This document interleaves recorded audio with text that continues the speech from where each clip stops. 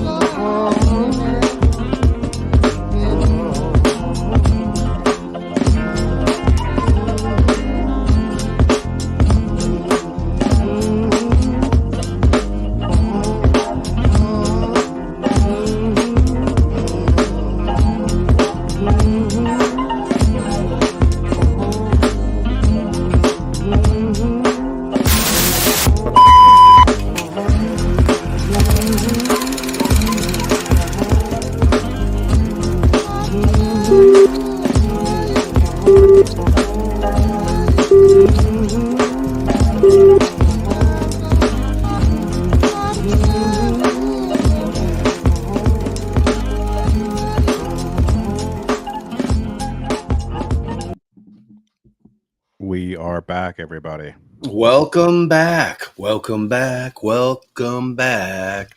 Welcome back, welcome back, welcome back. I just love it. It's timeless. It's a timeless gem, that theme song, man. It really is. For folks who are, it looks like we have a jury, folks, in Karen Reed. Oh, boy. Starting on Monday. So we will be covering that. Also, Bob, have you seen this news? In my neck of the woods, they're starting a search in Manorville, which is about 30 minutes east of me, for some body parts, for some bodies. Hewerman? Possibly. Wow. Yeah. Wow. No, I had not heard that. What did you say, babe? Viv calls it Limb Island. Viv calls it Limb Island. Wow. Dang, dude. No, I had not heard that. I had not heard that. They must have gotten some good intel, huh? Yeah, Joe said it'll get real. Joe Jacqueline was like, if you start seeing a medical examiner, that's when it gets like. Yeah, that shit's getting for real. You know that they're on to something. All right. Well, that's sad news, but interesting news. You know. Yeah. I mean, obviously, if there's victims out there, we want them found so the families can have closure. But kind of hoping it's not true. Obviously.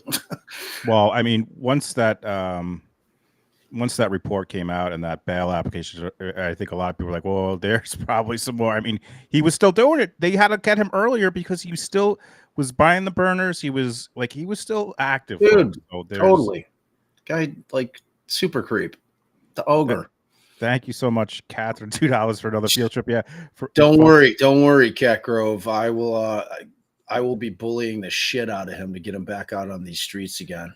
For folks who don't know, when the first found out about it, me and Shannon were texting Bob and Allie. We're like, "Did you guys see this?" And they're like, "Why are you guys not there?" And we're like, "I don't know." They're like, they bullied us, and I'm glad they did. Bullied.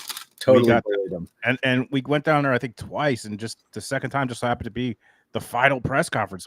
Did amazing. It was amazing. Boots on the ground, man. Going around that creepy old shut down, like, ghost town hotel, man. It was awesome.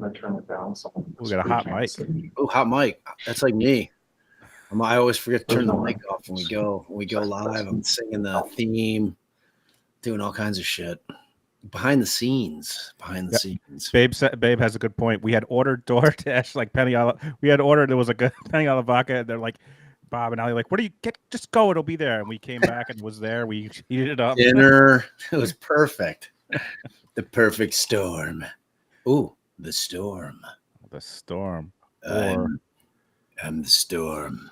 I have loins of fire. Blink. Blink. All right, I gotta shut the camera off. Take a bite of this unwitch. Oh, I got a snarf sound effect. Bob's having an unwitch, folks. Unwitching. Gotta find the Thundercat snarf. All right, Mr. Bailiff, we could please have the jurors return to the courtroom. Sure.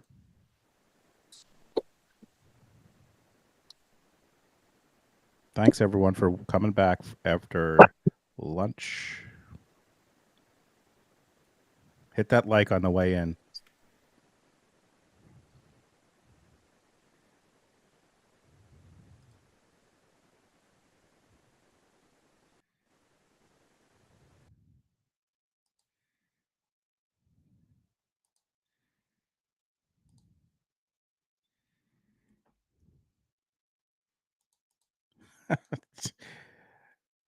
Mia just cackled so loud she woke up the dog.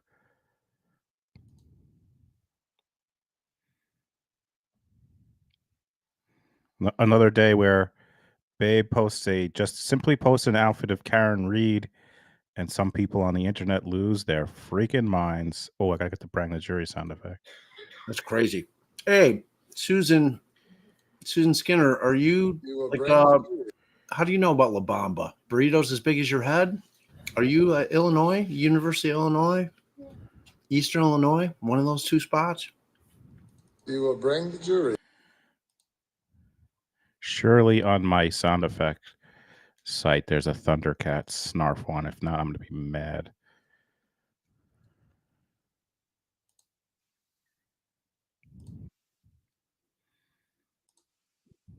It's coming out of one speaker. Let's try it.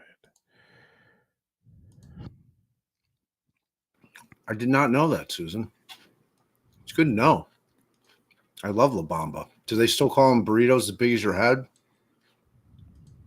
That was like their thing. You'd walk in and, they'd have like the burritos like horizontally, huge burritos. That was their thing. They made massive burritos. Snarf! Thundercats was my jam. Voltron also my jam. We had a request for a what'd you talk about, Willis? Oh, I can get that strokes. Got to have Gary Coleman in there for sure.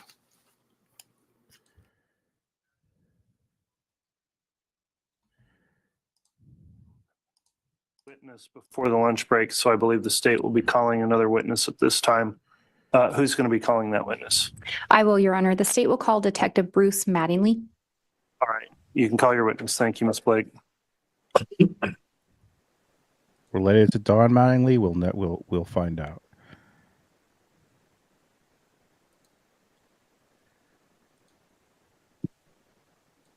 Donnie Baseball? Donnie Baseball. Funny thing is, my dad, obviously huge Met fan, raised me as a Met fan.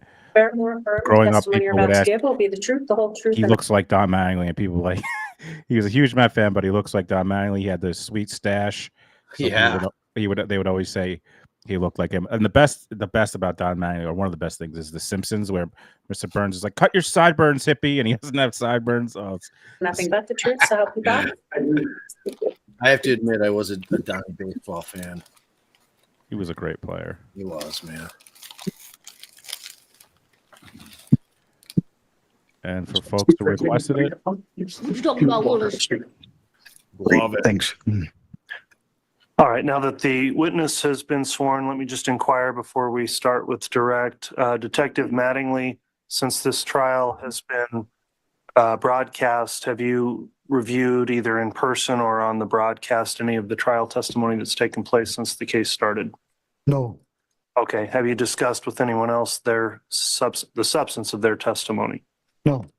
Okay, thanks for that. Ms. Blake, if you'd like to inquire, you may. Thank you, Your Honor. Steve O on Detective Mattingly, would you please spell your name for the record? Twitter machine. Last is Mattingly, Mattingly. Where are you currently employed? Fremont County, Idaho Sheriff's Office. How long have you been employed with them? I'm going on my 23rd year. What is your current title and or position?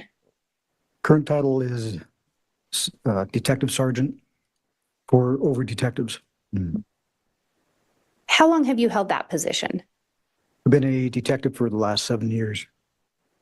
Have you held other positions then within the Fremont County Sheriff's Office? I have. I've worked in the jail, worked on patrol, and as a resource officer. Oh shit! Do you have any Steve specialized chatted on training in order to? Twitter, and we saw it. Like we Yeah, can see it on- that's cool. I can highlight it too. Look, there he is, Steve. Steve on the Twitter machine. Nice. Be a That's law dope. enforcement officer?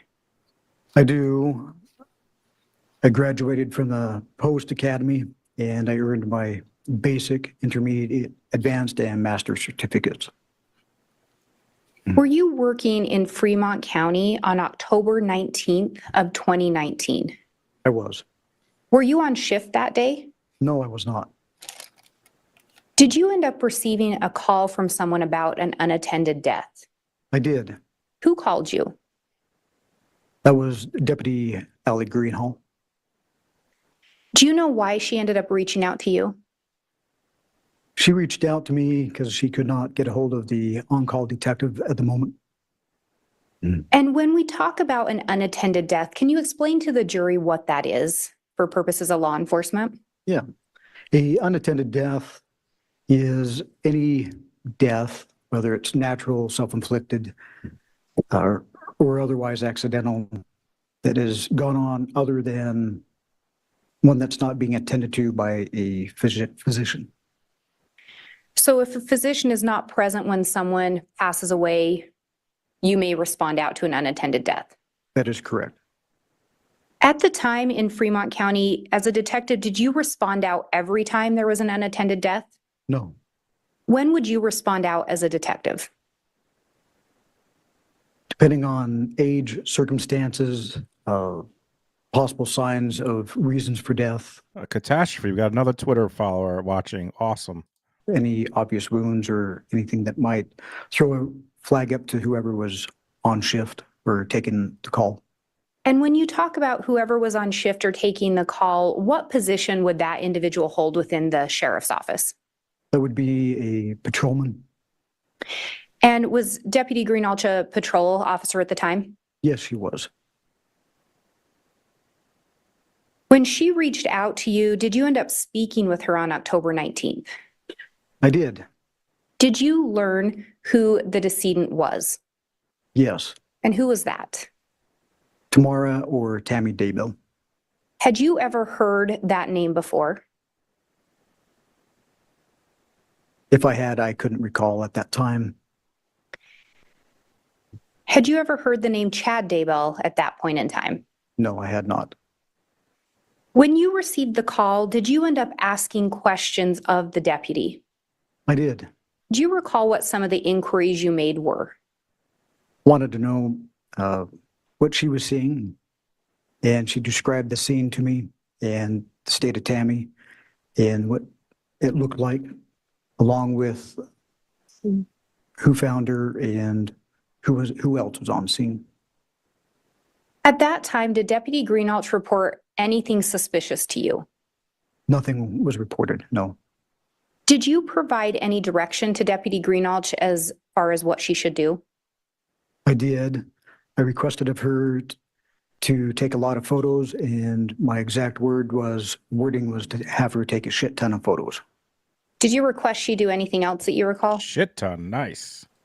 To talk with the coroner when she got on scene and discuss whether or not to do autopsy or retrieve blood. Mm-hmm. And from your understanding, who makes the determination as to whether or not to have an autopsy performed? Final decision comes down to the coroner. So that is not a decision ultimately up to law enforcement? No, it is not. When you spoke with Deputy Greenalch, did she mention to you anything about pink foam or blood sputum coming from Miss Daybell's mouth? No, she did not. How many unattended deaths have you responded out to approximately? Probably 80 or more. And back in 2019, would that number have been a little less? Yes. Out of those unattended deaths, have you ever responded out to one where you saw the foam or the sputum? Judge, I'm going to object to relevance. Overruled. I had not. If you were told that, would that have impacted your decision on not responding out? Yes, And would you have responded out? I would have. Did you do anything else after you received that call from Deputy Greenalch? I did. And what did you do? I called Lieutenant Joe Powell and gave him a update on the call Allie was on, knowing he was a lot closer than I was. And if somebody was going to be responding, he would be the most likely or the quickest one to get there. And did you share with him the details that you had learned from Deputy Greenalch? I had. And again, based on the information you were provided from the deputy, a decision was made not to respond out. Correct. But it sounds like since then you'd learned additional information regarding the scene. Is that fair? Yes, Such as the pink foam. correct. Do you know who the on-call detective was that night? I do. And who was that? That was Detective Vincent Kayakmanu. At some point, did you learn whether or not Deputy Greenalch also was able to get in touch with him? She was able to, yes.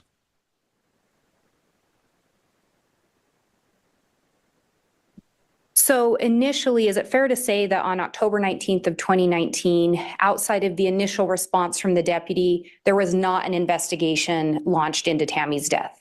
Correct. At some point in time, did you become involved in an investigation into Tammy Daybell's death? I did. Do you recall approximately when that would have been? For myself, I started about mid-December of 2019. Do you know when Fremont County Sheriff's Office became involved? Right at the end of October or the very first of November, And that would be of 2019? 2019.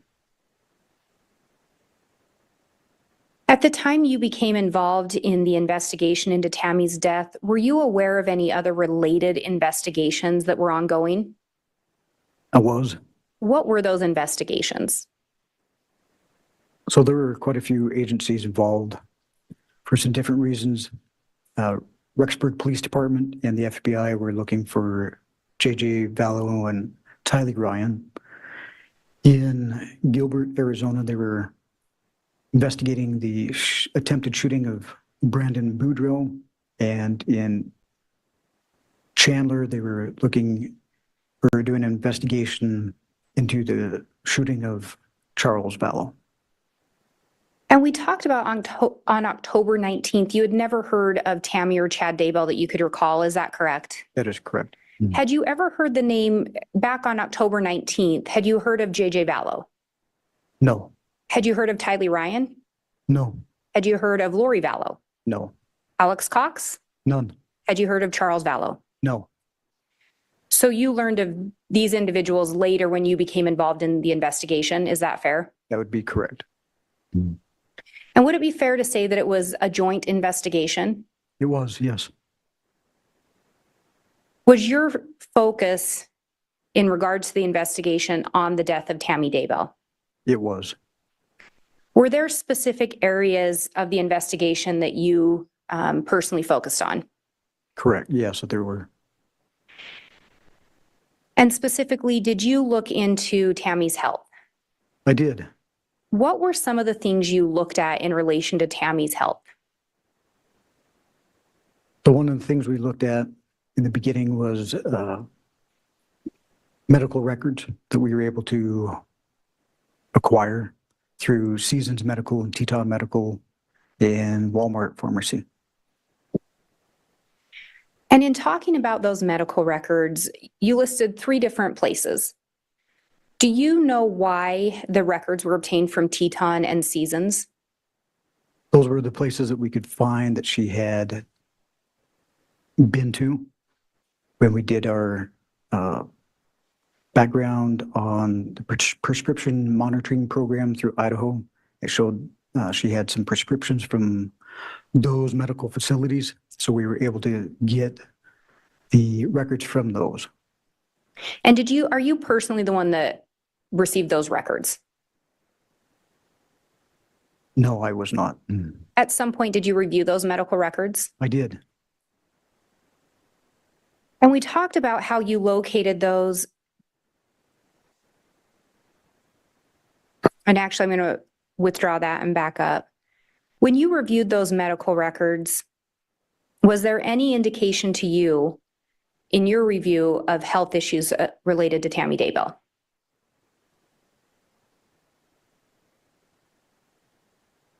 There were just some general health issues. She had been prescribed tramadol for some wrist pain. And then she was also prescribed fluoxetine for managing depression. At some point, as part of your investigation, did you review statements that had been provided by Chad Daybell to law enforcement and the coroner? I had, yes. And were those the statements that were provided on October 19th of 2019? Yes, they were. When you looked at those statements, do you recall some of the things Chad had indicated in relation to Tammy's health? Yes. What were some of those things?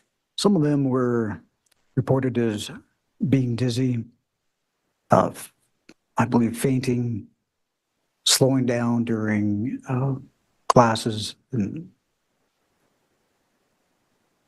When you looked at the medical records, did you see any indication or reference to Tammy Love the Grizzlies. having any dizziness Love or dizziness spells? Grizzlies. No, I did not. Did you see any indication of seizure or seizure-like activity being reported? None. Did you see any indication regarding low blood pressure? No. Did you see any indication that would reference or explain a slowdown in activity?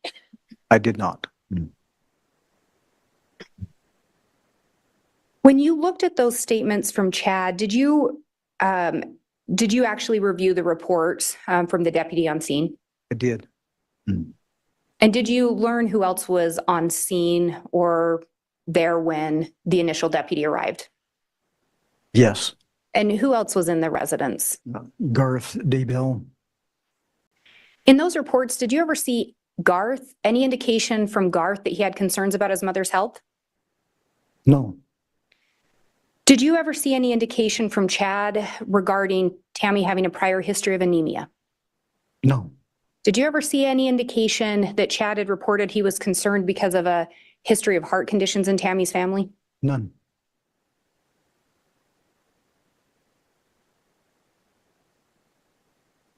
In reviewing those reports, did you see any statements made by Emma Daybell at the time of her mother's passing?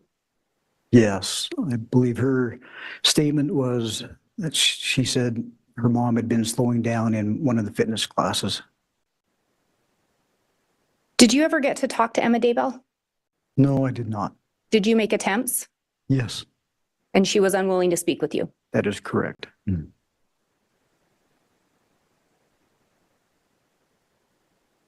When we talk about the medical records and how you located those, did Chad Daybell ever tell you about any other medical providers? Or did you learn if he told anyone about any other medical providers in law enforcement? No, there is no other mentions. Did anyone in his family, any of his children, ever provide you information regarding other medical providers to look at? No, they did not.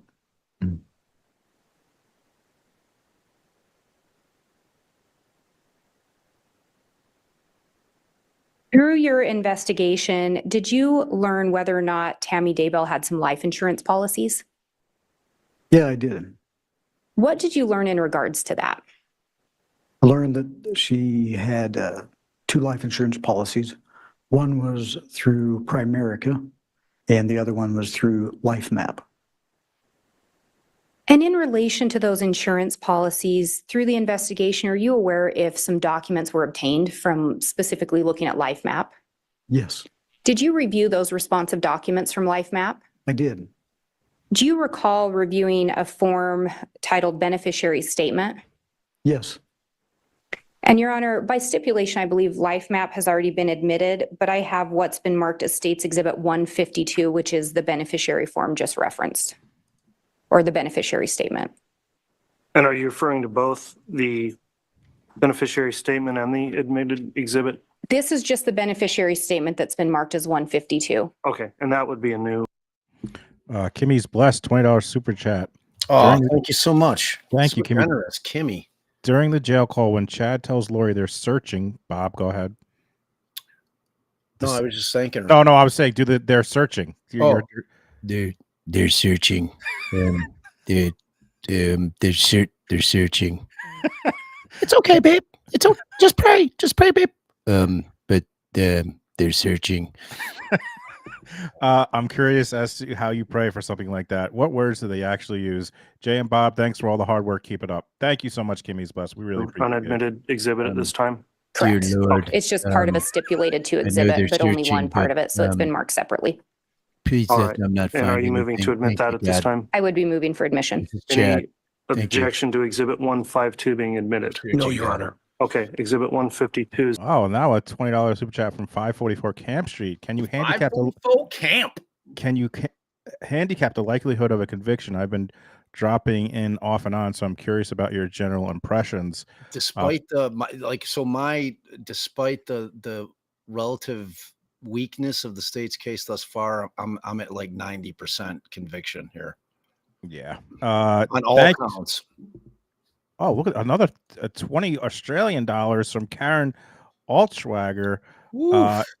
Thank you so much. You guys are coming through. You guys are amazing. Thank you all so much for the super chat. You guys are amazing. admitted. Huge Thank money. you, Camp Street and Karen. I love foreign currency when it flows in. You know what I mean? Yeah, it's awesome. It's got that excellent. And Your Honor, if I can, I have a courtesy copy for the court and then the actual exhibit. If I can have the And I keep forgetting to hit him with the. Thank you very much. Thank you very much. That makes me laugh every time. exhibit handed to the witness. I got my Thank you. great little holla things. Yes. Holla. Is there a sound effect for that? No, I got the super dope emoji, the holla emoji. Oh. And if you look at that, Detective Mattingly, is that a accurate copy of the beneficiary statement you reviewed? Yes. And Your Honor, I am going to ask to publish this. I'd be publishing off the Elmo. Okay. You're permitted to do that. I was going to do the Elmo again, Jay, but I freaked people out the other day when I did it. I gotta Do get you an want- Elmo sound. Do you want the exhibit just do published? I have a Elmo. You don't copy, but even would need you a like the sound. actual exhibit published? Do it, Bob. Yes, Do please. it. La la la la la la la la. Elmo's world. Elmo's world. Yeah, see, the kids love it. The kids love it. I can entertain children for days, dude. Just the voices, they love it. I just found a funny one. This is gonna make people laugh, although it's very loud. So I'm to make it lower. But when I search Elmo, this is what comes up. The first hit. Hold on, let me make it lower because it's very loud. This is this. Elmo knows where And Detective, I think there may be a laser pointer up there. How creepy. Why is that the top hit on the? I don't know. knows where you live. That's Bob, scary. you just got a Oh, $10 Mike holla. Clad, a $10 holla. Thank you so much, Mike Clad. I so appreciate that. We love y'all when you Thank you very much. appreciate you so much. If that's beneficial as we look at this. Could you pull that down for a second and we'll have a quick sidebar? Sidebar. Thank you so much, Joanne. Gift down a membership to Super Bows. Joanne, an always giver, who recently had an eye operation, and we're hoping you're feeling better. Thank you so much. Definitely, Joanne. We adore you. Thank you for your patronage. I forgot I had that one. Spongy. What a guy. Oh, and we forgot to do shots.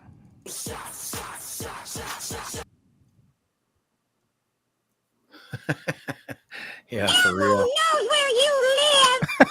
What is that? Why is that a It's just terrifying. It's like the Elmo nightmare. When Scarlett was born, they had it was like the Sesame Street Babies, and it was like a bunch of sing-alongs. Man, we used to play that. There was this one great one with it was Baby Cookie Monster that I just loved. I can't remember it, but it was so good.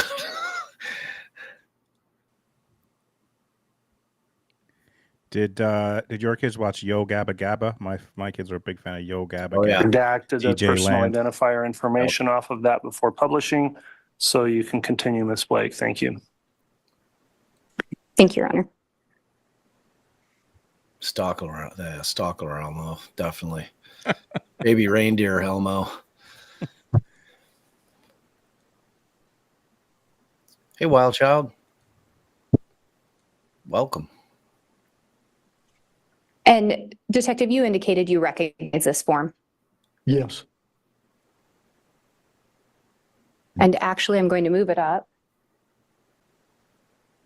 At the bottom of the form, can you see who signed this? Or not at the very bottom, but can you see who filled this out? Chad Daybell. There we go. Now we're getting a little evidence. And actually also, do you see the date that he signed this? It'll be 10/30/2019. And again, Tammy was pronounced dead on October 19th of 2019. Is that correct? Yes.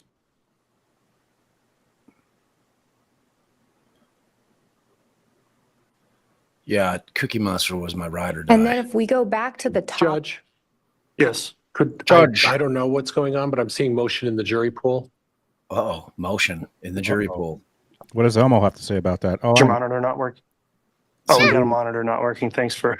Looks like maybe none of them are. none of the Okay. monitors are working. Oh, Elmo, what do you think about that? Here's See if we can get that sorted out. Thank you. You fucked up big time. You can't listen for shit. I don't know why whoever's doing this voice is great. You fucked up. You fucked up big time. You can't listen for shit. it sounds like me. Elmo knows where you live. Elmo. I much prefer Elmo to Gary. Dun, dun, Hey. dun, dun, dun. I just wish if you're gonna have Gary, at least have who was the evil I think that might have got. who's the bad guy?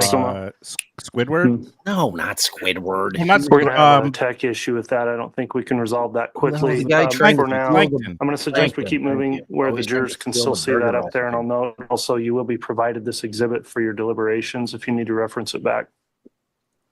I know it wasn't nice, Gary. I know. I don't know what to tell you, Gary. I'm sorry. Gary.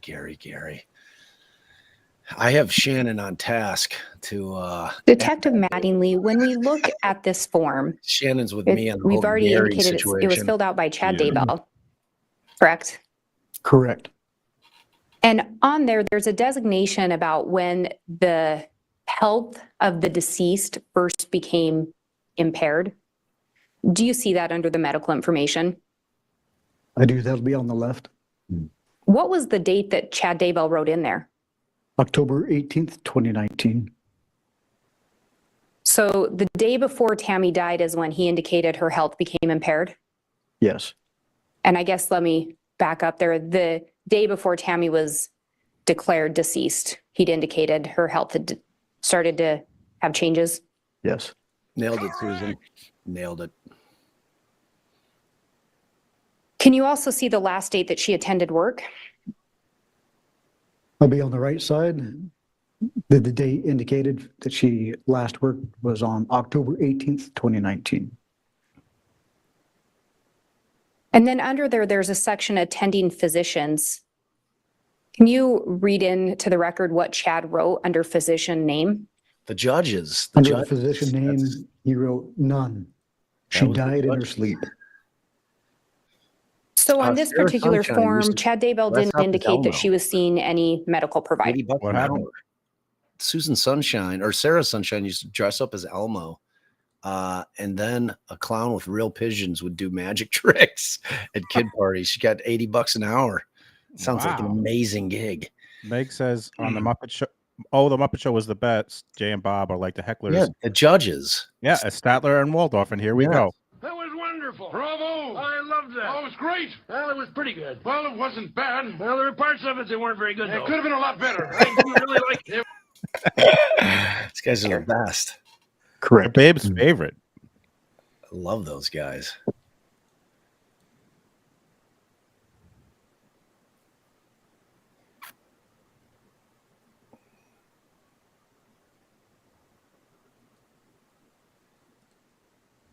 Support the statements. Detective Mattingly, did anything on that beneficiaries form support the statements Chad Daybell previously gave to law enforcement? No.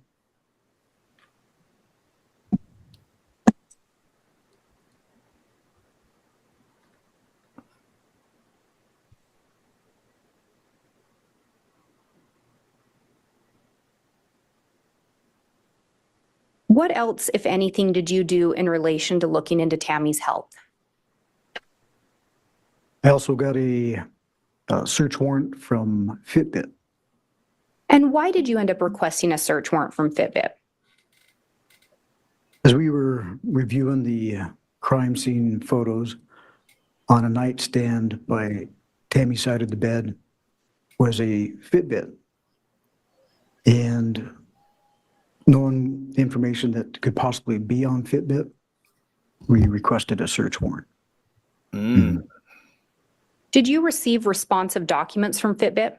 Oh, Wild And Child. did you yourself that was, review those? Mystery Theater 2000, right? Or was it Mystery Science Theater 3000? And Your Honor, I Go a have little what's bit been marked further as back States in the Exhibit file, 108. It is an affidavit of records from the custodian from Fitbit.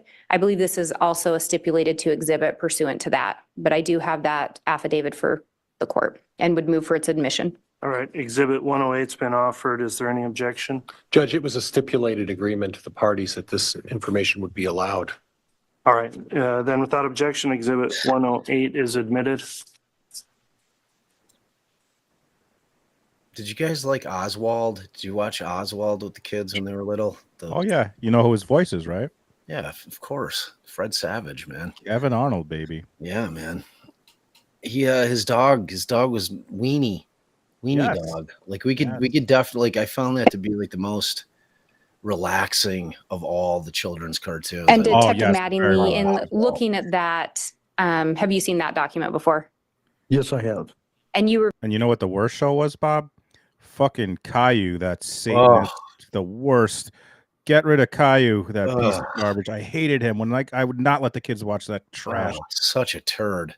By the way, a lot of requests for if I don't know if Mandy's in here, but to get Statler, our faces on Statler and Waldorf's. Bravo! I loved that. Oh, it was great. Well, it was pretty good. Well, it wasn't bad. Well...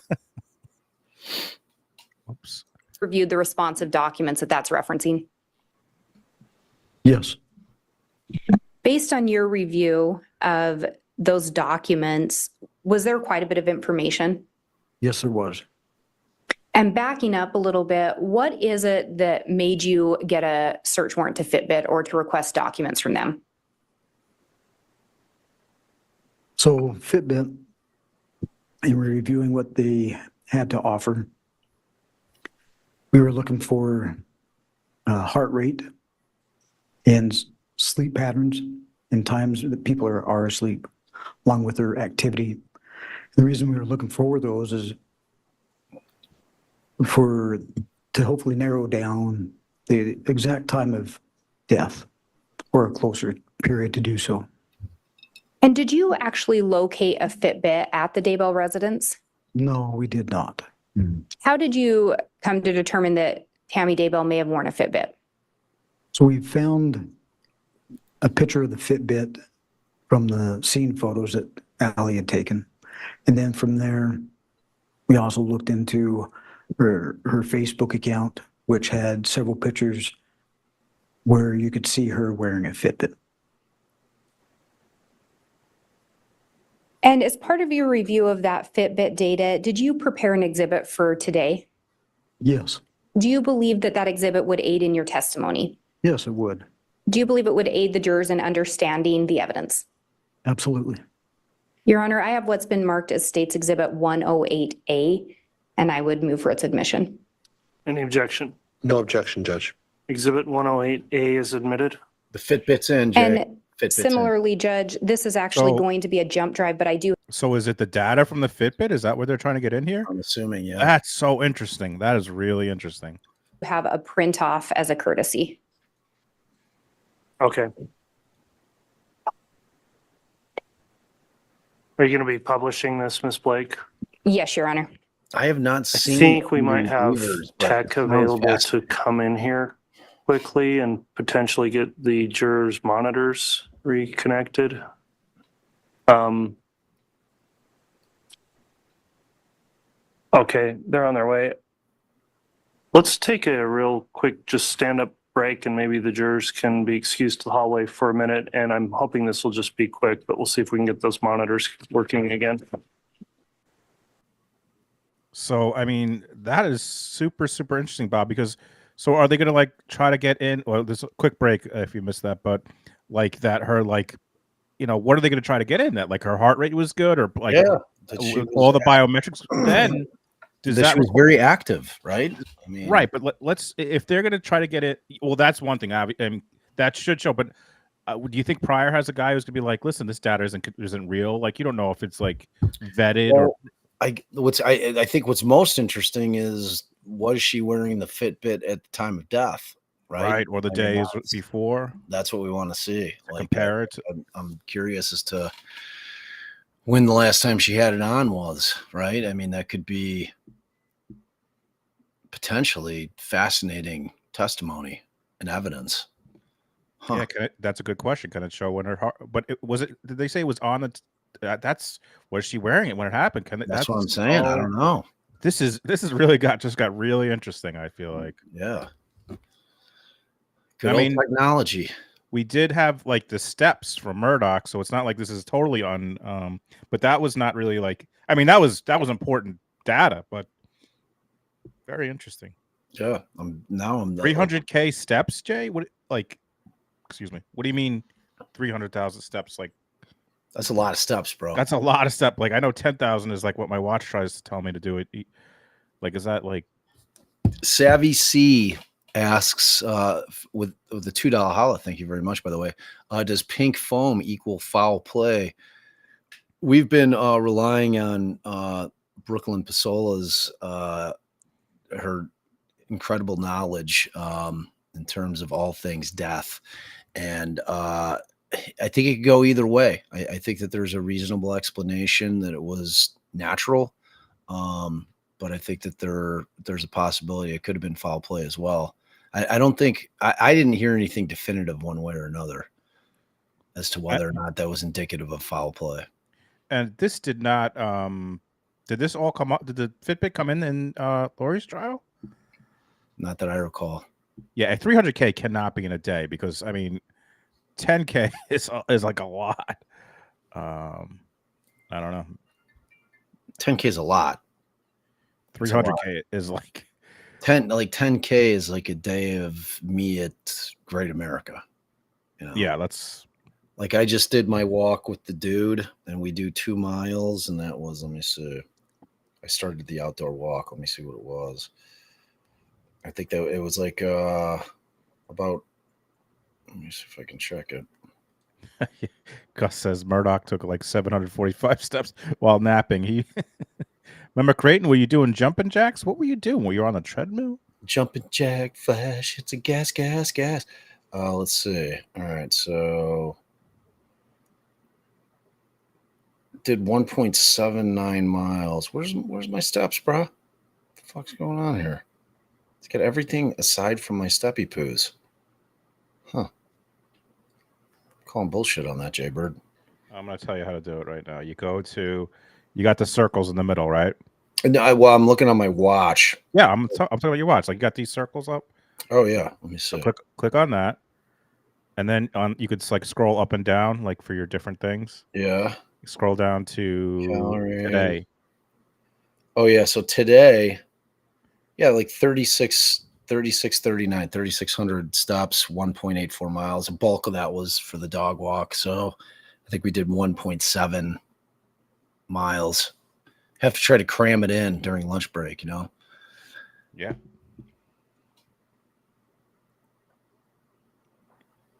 I went to the food store. I never go peak times, Bob. I avoid the food store. Like during a lunch, I'll go, but like do you ever go on a weekend to like the grocery store? I won't do it. Yeah, dude. Unless it's in the first hour of it opening, I will not go to a grocery store on a weekend. No. I've made the mistake of going to a Costco. My Costco, that's even worse. Shoo, man, I'm telling you, like you get those lines that go like halfway down those gargantuan buildings on a Saturday. Like, and I can't walk in. Like, I'll go into Costco. I'm like, all right, I'm not spending $600 this time. But like, they have mastered like that feeling that everything that you see, you need it. Best deal, and you need it. Oh my god, dude! You It's need insane. 10,000 K cups. It's just exactly it's no question, dude. But like all of it, like, oh my god, these porcelain plates are fantastic. Like, when I think about it, I really need. Oh my god, I really do need a new air fryer. This is such a good, it's like all I would that be shit. stupid not to buy right these new I'd be a tires for my fool. car. How am I not going to get these 4 new tires? I Oh need. man, they have like mastered that over there, man. And I'm due for like a Costco trip because I always do like the garbage bags, like because you get like a million garbage bags. It lasts me like a year. Like it's an incredible amount Do of you know garbage. the deal with the chickens? You know about that, the rotisserie Mm-mm. chickens? I've seen. I mean, I assume this is right. I've seen like a bunch of videos on it. They take a loss. They know going in that they're gonna, no matter what happens with the rotisserie chickens, because they're like $5, whatever. They're taking a loss just to get you in and get you. They put them in the back to Yeah, get you back there. Like it's part of their their deal that like they know yeah, it's gonna be a loss, but they get you in there. And it's like you said, once incredible, you're in there, you walk past those aisles. Like, how do you not? dude. You're sucked in, man. You're sucked in. They start with like the electronics, right? When you wear up, and I'm like, oh, well, should I go look at more electronic shit? I'm like, do I need a new TV? It feels like I do. I need my phone is a GPS, but this one is a really good deal here. Maybe I This can one's use. better. Oh, I need a new brick. I need a new charging brick. Oh yeah, dude. It's like every time. Like I never walk out of there spending less than like $500. It's crazy. Lost leaders. Yeah, I think I've heard that. And by the way, I've heard that Costco was like this is when I was, before I started streaming, I was like, hated my job, and I've heard Costco was like a really good place to work, but it's also like retail kind of, and like I worked retail once, and I could probably It's never rough. do that. Retail's rough, dude. Oof. Retail is rough. 3K hours to walk 300 steps at a moderate pace. Like that had to have been like a cumulative. That couldn't have been like in a day. Like Tammy, like was like she was momming. Like there's no way she was walking. Like be like a full. That had to have been like over. Maybe it's like the month preceding her death. That would sound like right. That which makes would be sense. super active. I mean, that would be Right. like a shit ton of walking. Because I'm pretty diligent about the walking. Because otherwise, my dog slips into a super deep depression. He's like, nobody loves me now. I'm like, oh my god! Like no one on the planet can make me feel more guilty than my dog. Oh, I know that feeling. Dude man. has me wrapped around his little finger. Like, with the eating, I'm like, dude, this is my shit. Go away. Puts his like head on my lap, just stares at me. Those big brown eyes. I'm like, you dirty son. Does yours mine Penny does this all the time to me, where she waits until, like, if I've been sitting like editing or whatever, like I'll go to the bathroom or I'll go like, get something to eat, and I come back and she's just sitting there in my seat staring at me like, you need to pay attention to me. She steals my seat all the time. Totally. Sits in there like can't sit down. Single time, dude. Like the Chase. Like if I get up and go into the kitchen. So his new trick is that he locks himself into if he's not getting attention, he then locks himself because he's figured out how to pull the handle down on our powder room downstairs behind our kitchen. So he'll go in and he'll lock himself in there, and then he'll scratch on the door. Like the back of that door is fucked beyond. So, so I have to get up. I have to let him out. Like he's super manipulative. He got in like a little bit of a scrum the other day. Allison let him off the leash. Well, we took him to the vet. They shaved like the area. So that other dog got him good, man. And he was doing the licking thing. So they shaved kind of the whole area around it. It's like it's a nasty wound. Is it healing? Because it's hard with dogs for them to not.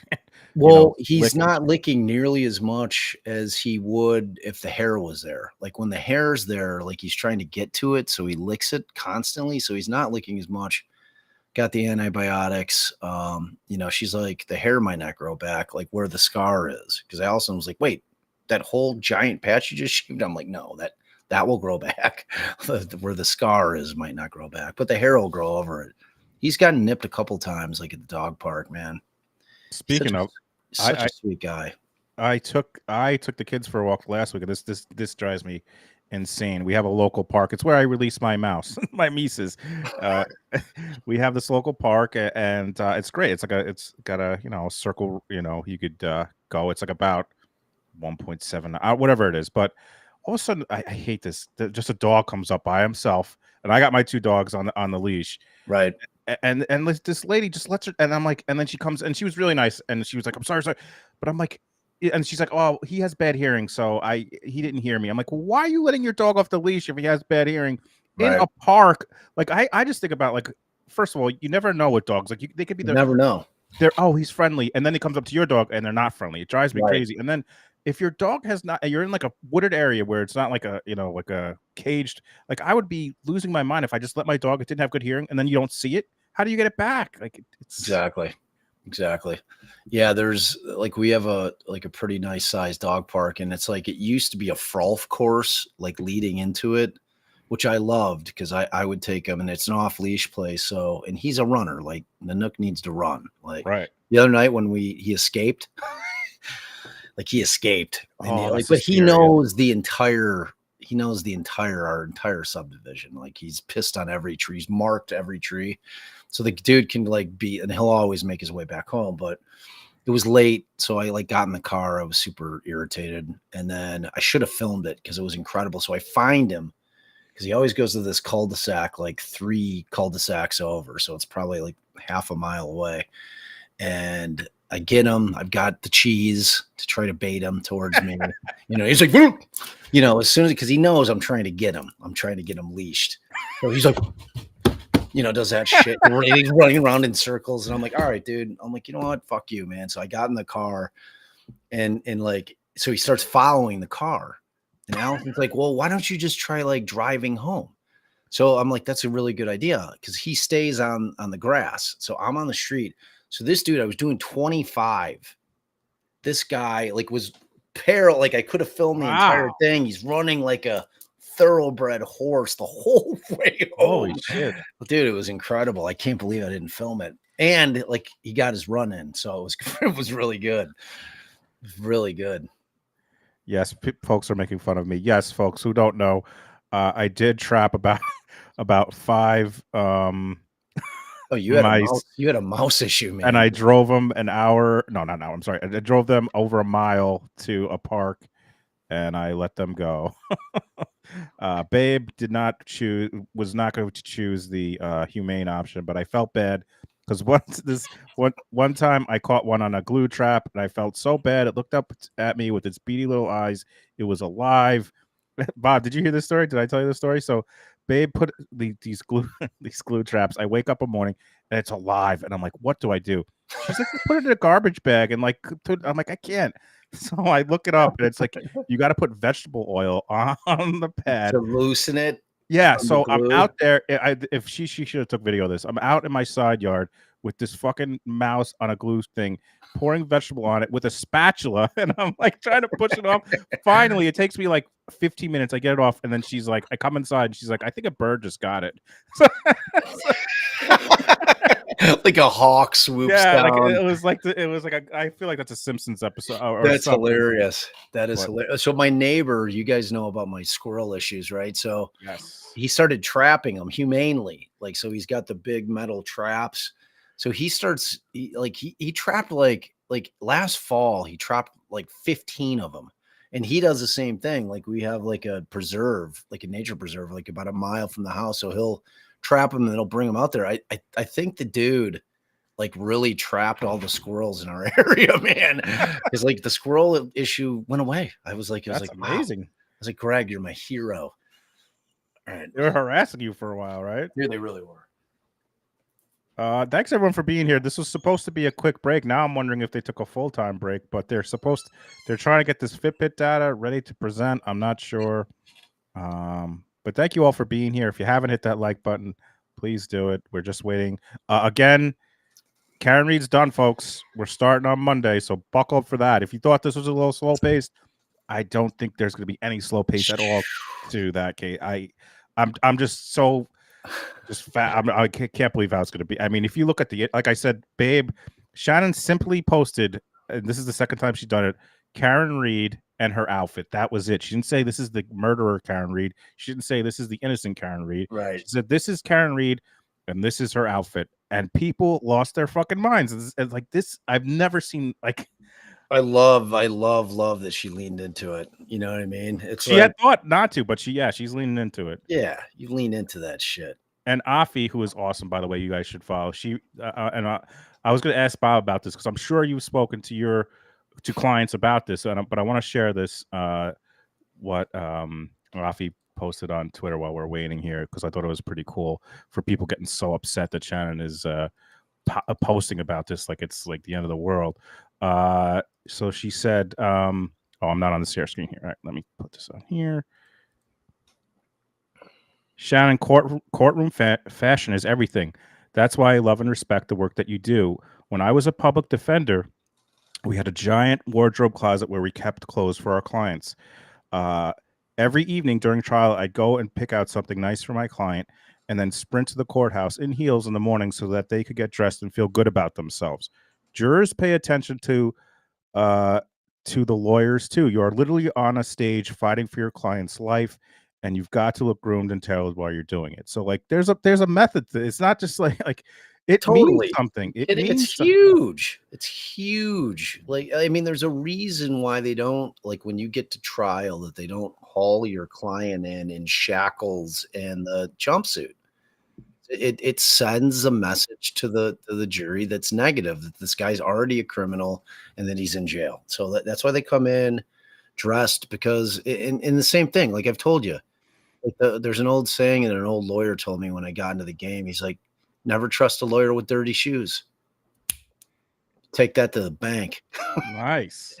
That is like 100% too. You never trust a lawyer with dirty shoes. That's great. Like, that's awesome. So my guy he was a rescue. Got him when he was a little pup. He's half Siberian Husky and half Shar-Pei. Really weird mix, but beautiful dog. And he's got the greatest demeanor. Except he's, like a lunatic. Like he needs his exercise or he goes insane. Like he gets the zoomies. He definitely gets the zoomies. Let's see. Yeah, he's over here chilling. Oh, what a guy. What a guy. Oh, such a good boy. Oh, Gus share. Gus share. Nook is his name.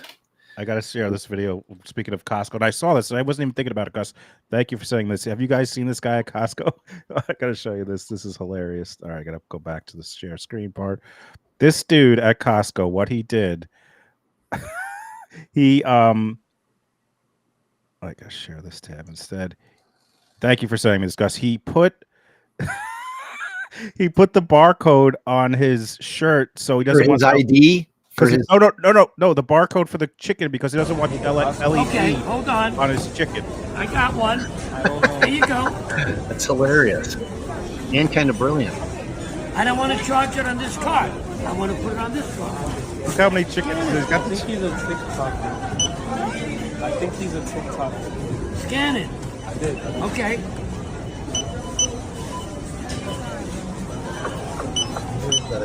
Done. How hilarious is that? He doesn't want. Yeah, just got. Wait a second. He didn't want the. He didn't want the actual. He didn't want the LED bar scan. Don't put the LED chicken. Right, but Missy brings up a good point. Don't put the LED on my chicken. Just put it right on my heart. Don't put it on the chicken. Put it on the organ that keeps me alive. Don't put it on the chicken. Put it on my heart. I mean, I didn't even think about that. I don't know what that contraption is that we go through at the airport. That weird thing where you got to put your hands up. This thing, stand on the beach. Like I don't.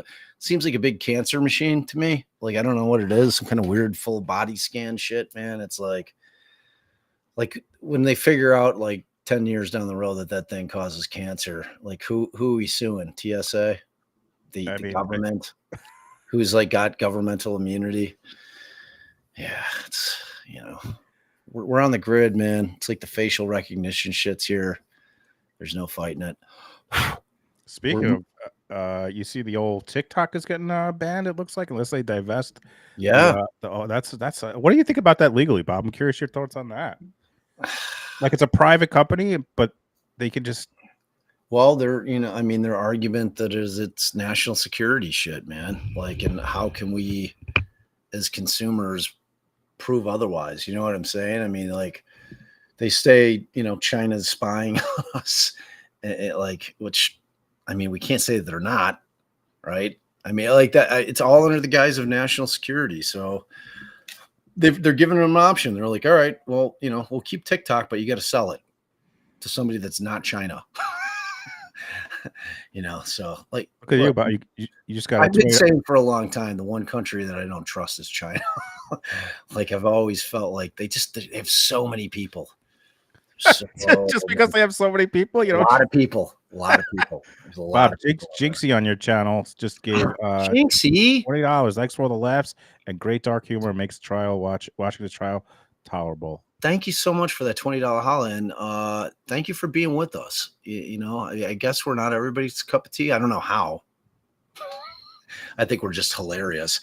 But yeah, no, we like to keep it a little light, but timing's everything in this world, like Jay and I aren't cracking wise when there's a devastating witness on the stand who's talking about, their sibling being killed or anything like, it's like we have a boring expert on, or, a cop who's super boring or doesn't seem to know his shit. We'll crack wise, so exactly. Timing's everything. Thank you. Please be seated. Well, Jinxie, here you go. Thank you very much. Oh, let's see what they got, Jay. Let's see what the old Fitbit is. All right, we can have our jurors return, please. You will bring the jury.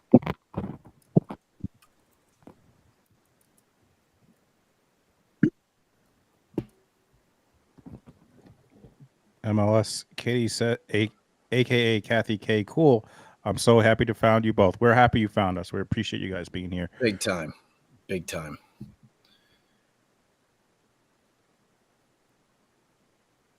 It's such a cool thing to like build a community. You know what I mean? It's crazy. I'm sure Jay, you feel the same way. All of these people are like our homies, man. Like, absolutely. Absolutely.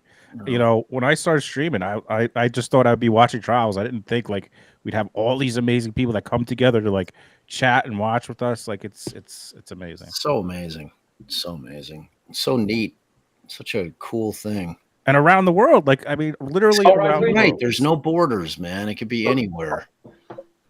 Like, and I'm always amazed when we have our friends from across the pond hanging with us, and we know, it's like, if I'm doing like a 8-9 p.m. live and they're hanging, I know it's like crazy early in the morning for them, like 3-4 a.m., and it's like, yeah, we just adore you all. Thank you. Please be seated. You should be proud of yourselves for being amazing humans, every single one of you. Shannon is mindful. Okay, we're back on the record on CR20. She's Shannon Shaming on Twitter and Mindful Crime Couture on YouTube. I'm sure we'll get those links in for you. 221-1623 completed our mid-afternoon recess. Ms. Blake, if you'd like to continue with direct, you may. I'll remind the witness you're still under oath. JBN. Donna, an White. JBN is my cup of tea. Just the best. For folks is who Donna don't know, the one who yes. she always sends treats to the pups, right? She bought. Is Donna the one who got you the Mets opening day tickets? She bought me 3 opening day tickets and parking to amazing. opening day. Donna is go next level MVP. Thank you, Donna. Next level. Yes, Your Honor. It's amazing. Thank you very much. Meg, Jay had let us know about that. Maybe you hadn't gotten back yet, that they're actively searching. And thank you, Your Honor. I think where the state had left off is Manorville. Go ahead. Yeah, they're searching. Yeah, so we're keeping an eye on that too. I imagine if we get some kind of something pops on that, we might be able to get our boy Joey Jackalone to jump on with us, give us a real-time update. Or Raul too. Both of them. Or are Raul, yeah, 100%. We'll let you guys know. we were asking to publish. I believe it's chats. Have you? Sometimes. I mean, he's doing his channel, so he might be working on that. Plus, he works. So, but yeah, I see him. He's awesome. Actually, is today Wednesday? They have a show tonight. The one that I mistakenly portaled you guys to. So, I'll probably do that again tonight. So check that out. Exhibit 108A. And you may do that.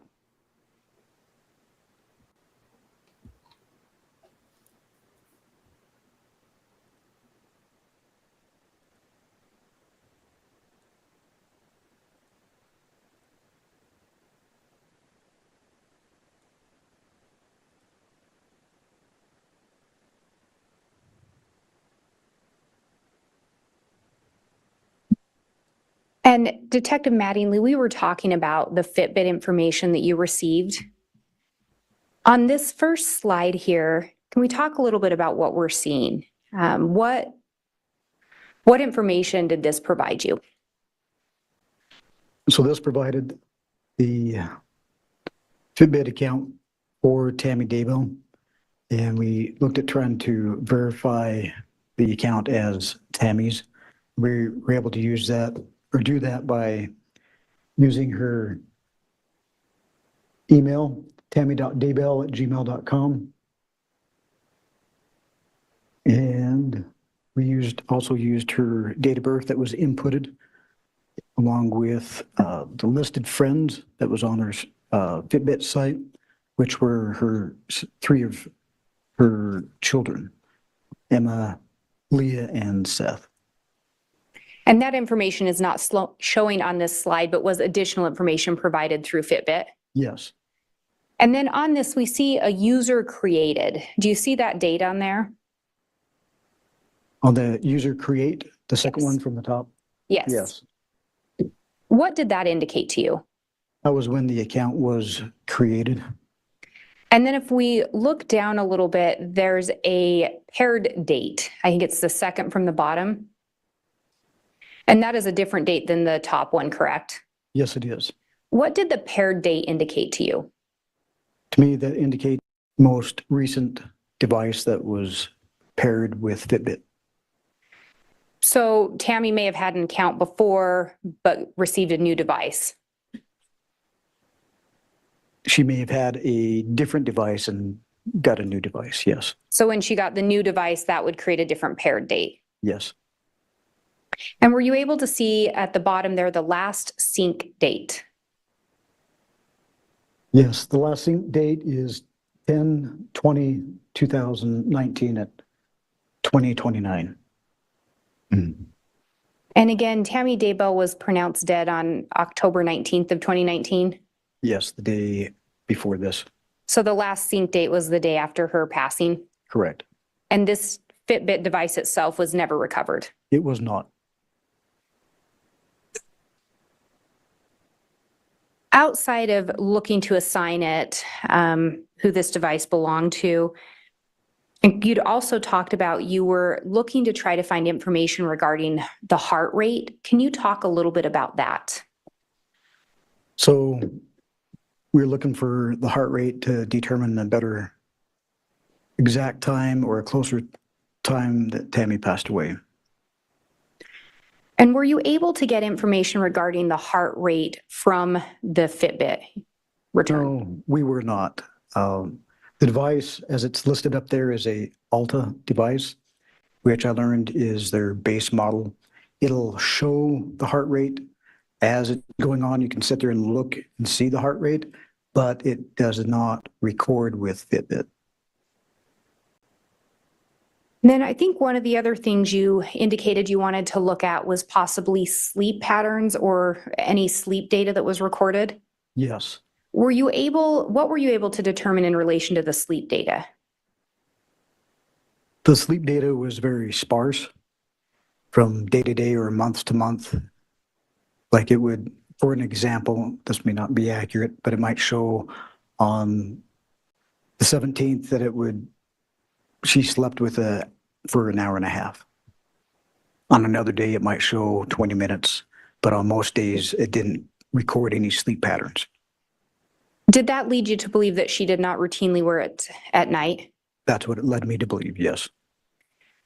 So ultimately, were you able to gain much information outside of learning that she didn't wear it at night.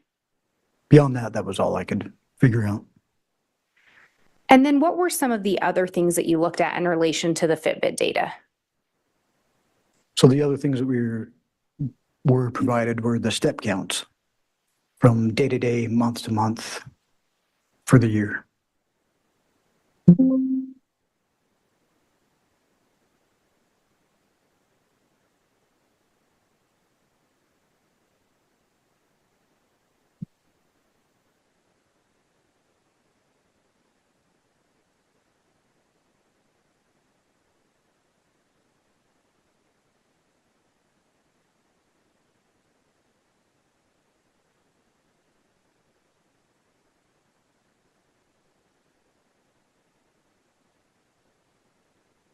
the hell's going on?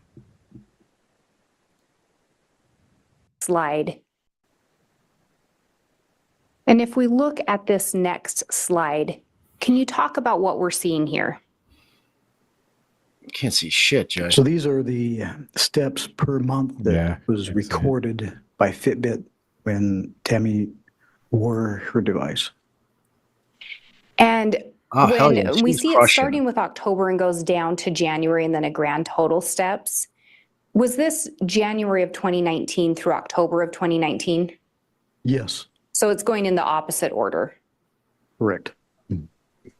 When you reviewed this, did you make any determination with regard to those steps in relation to your investigation? So when I was reviewing the steps, the numbers to me looked fairly big, but I didn't know what that meant as far as activity. Was it above average, normal, or below? I wasn't sure. So looking at those numbers, I was able to also research via the internet and found out the CDC recommended guidelines were recommended to have at least 10,000 steps per day. And these were the amount of steps that she took for those months. And out of those months, was she generally above average? Out of all the months, generally she was above average. There were a few months that she was not. And the months that she was not above average, was she close to the average? Yes, she was. Any indication to you that there were months that she severely slowed down in activity? Nothing that was severely slowed down, no. And when we look at that last month of October, again, Tammy was pronounced dead on October 19th in the early morning hours. Is that correct? Yes, So that is not the full month. that is not a full month. From your review of things, did it appear that she was on track to be above average for the month of October of 2019? Yes.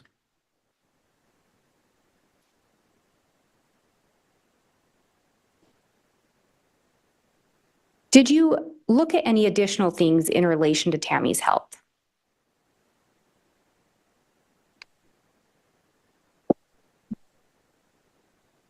Outside of the Fitbit?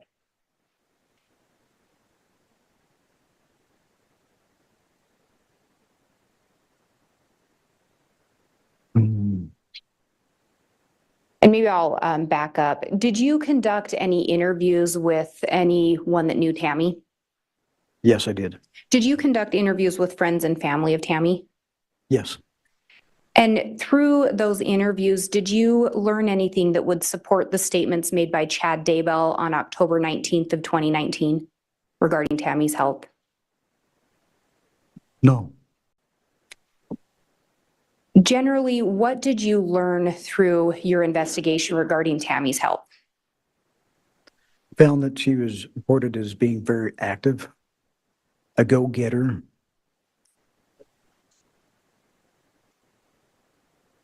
That's Blake.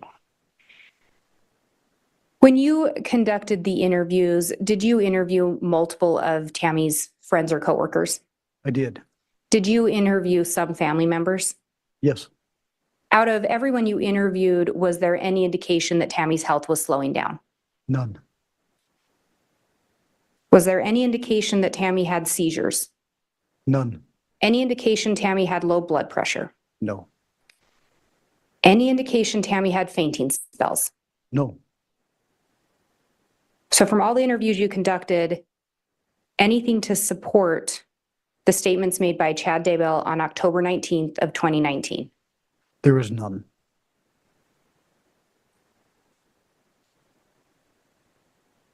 As part of your investigation, we talked about some life insurance policies that Tammy had.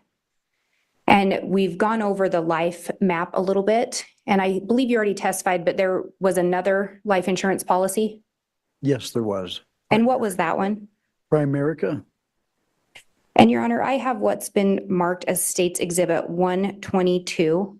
It's my understanding that this is being admitted by stipulation, and it contains the business record certification.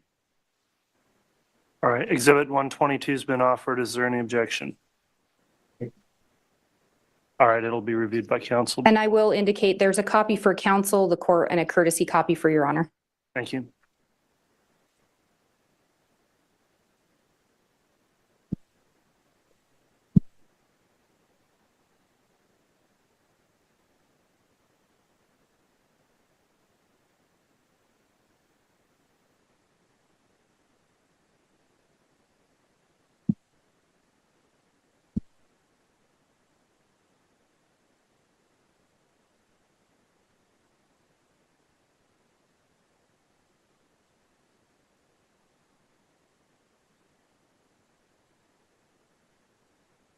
I mean, Tammy walked a lot. I mean, they're saying the CDC says we should walk 10,000 steps a day. I mean, who in this chat's doing that? Like, honestly, like I'm pretty healthy. Like, And Detective Mattingly, I'll just have you look through those pages.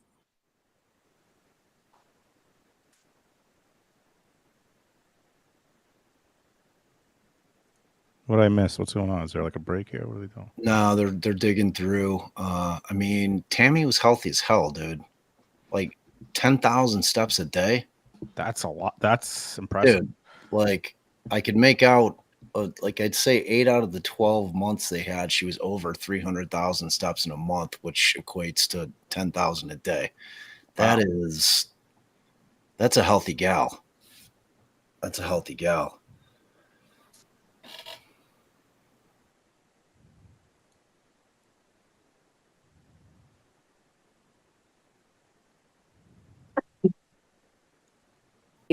They are. And do those appear to be an accurate depiction of documents you reviewed? They are. And in relation to the life insurance policies, were you able to determine the total amount of life insurance on Tammy Daybell? Yes. What was the total amount of coverage? So on the Primerica insurance, it was 300,000. And do you recall in relation to Life Map what the total was? 130,000. And when you looked at those policies on the Primerica, was Chad also an insured? He was. What about the Life Map? Was Chad also an insured? Only Tammy? Only Tammy. Who was Tammy's beneficiary for the Life Map? Chad Daybell. Who was Tammy's beneficiary for Primerica? Chad Daybell. Through the investigation, were you able to determine if that life insurance was ever paid out? Yes. And what did you learn? I learned both of them had been paid out. And who were they paid to? To Chad Daybell.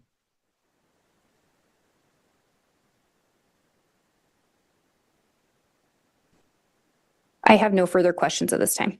All right, thank you, Ms. Blake. I guess I maybe do just need to clarify, was that last exhibit admitted? I don't think we actually got that admitted on the record. So you reviewed it. Is there any objection to it being admitted? We've now discussed. I just don't know if we officially put that in the record, so I would move for its admission. Thank you, Ms. Blake. It is admitted now. Thank you. Thank you. Okay. I mean, I think we could put to bed the concept that Tammy was not in good health leading up to her death. Yeah. I think we didn't get the kind of the lead up, which did she have the Fitbit on when she passed or any of that stuff. Good afternoon. Let's try that again. Good afternoon, Detective. There you go. That sounds great. Thank you. Good afternoon. You mentioned that you had reached out to speak to the family Good members, the afternoon. immediately family members, and you know who those are, right? Super creepy. Yes, You know about Emma, I right? do. What are the dates and times that you tried to reach out to Emma to talk to her about this case and the Fitbit and all of that? I'd have to go back and look. I couldn't tell you that. Notes to go back and look that could refresh your recollection. I might, yeah. Okay, those at the prosecutor's table. Yes, they are. With the court's permission, could I allow the detective to refresh his recollection? Yes.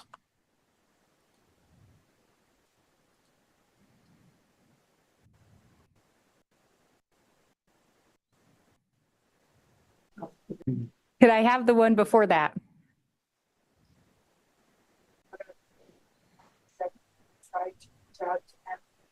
About data and Fitbit and all of that. Thank you.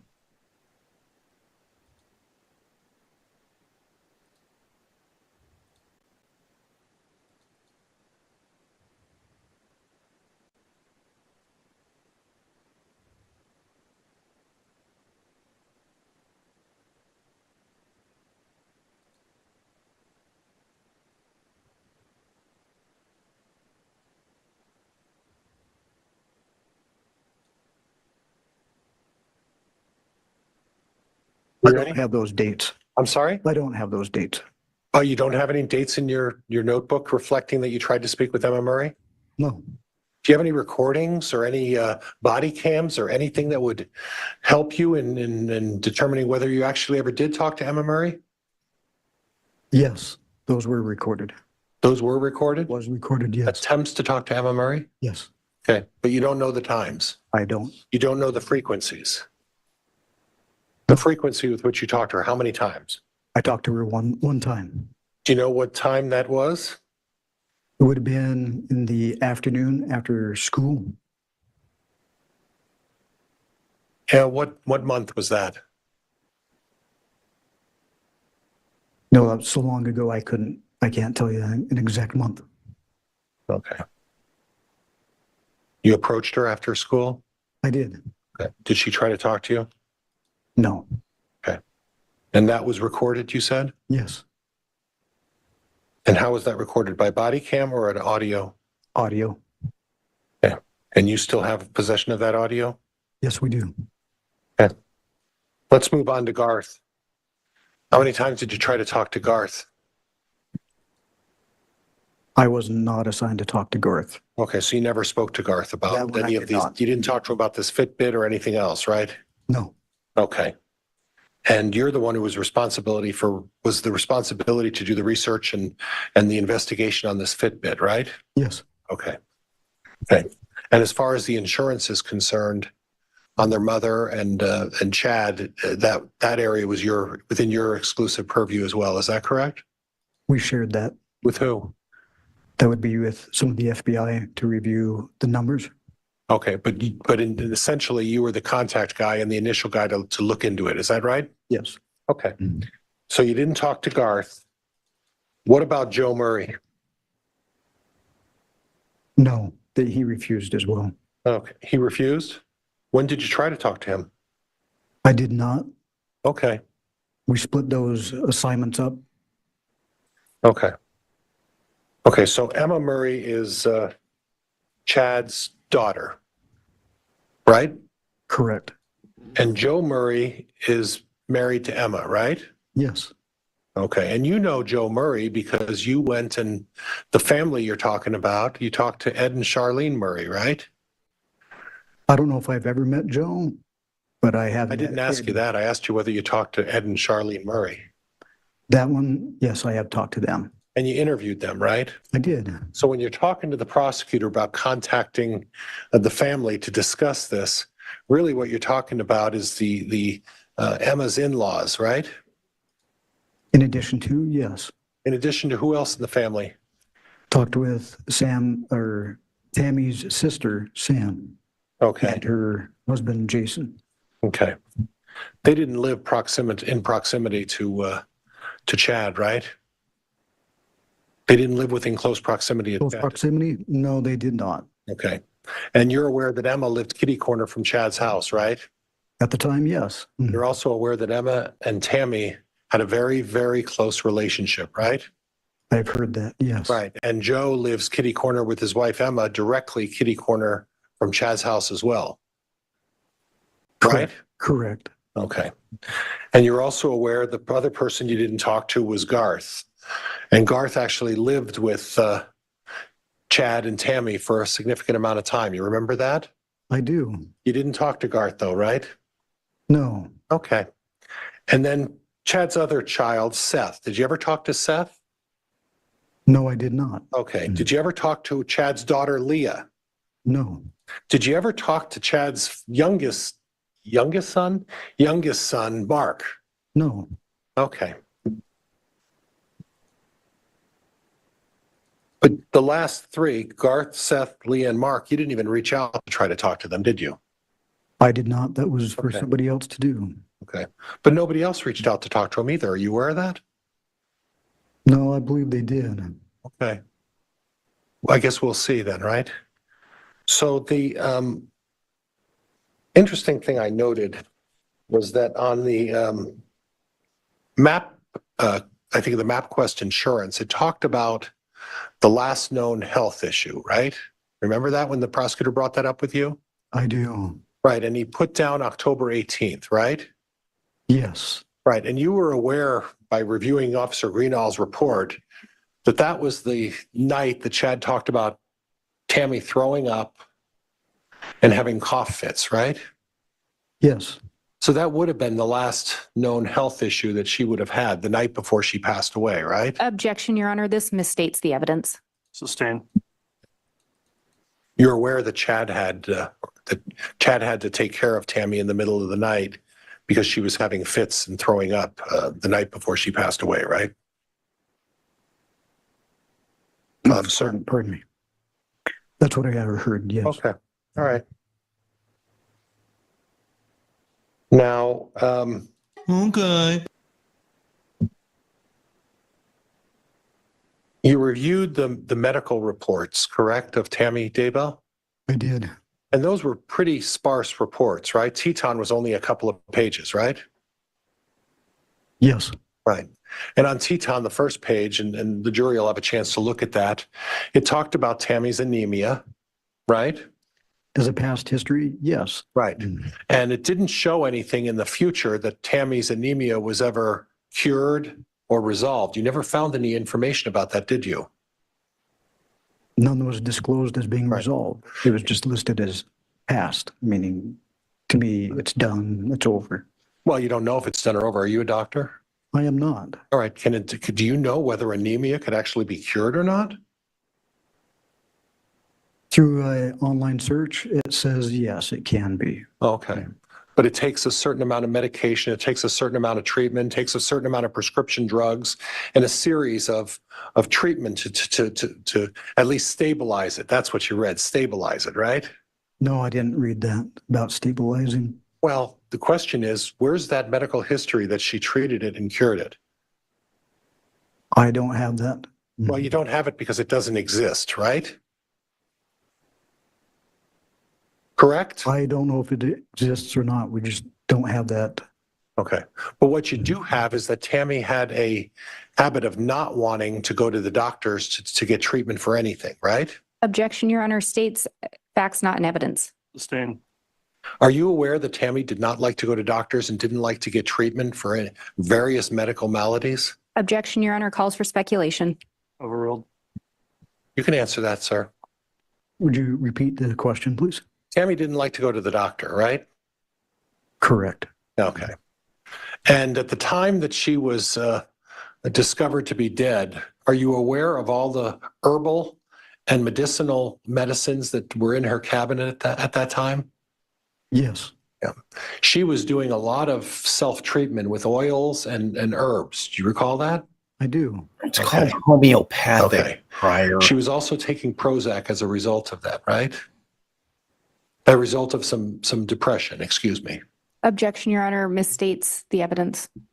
Do you know that he was Were you aware that using she was- witch's brews and other salves and snake oils to Pryor's pissing off Bob now, folks. He's taking Yeah, he's getting on my nerves. fluoxetine. I have difficulty with that as well. Fluoxetine. Fluoxetine. Thank you. Yes. I'll say it wrong 10 more times, and everybody's watching me say that, right? Fluoxetine. You were aware she was taking that. Yes. Generic form of Prozac. Yes. Okay. And that was for depression. We'll always have lipidity. And in addition to taking the fluoxetine, she was also self-treating with essential oils, with herbs, and a variety of other remedies, self-help remedies. You're aware of that as well, right? Objection, Your Honor, calls for speculation. I'm asking if he's aware of it, Judge. Overruled. Are you aware of it? Yes. Okay.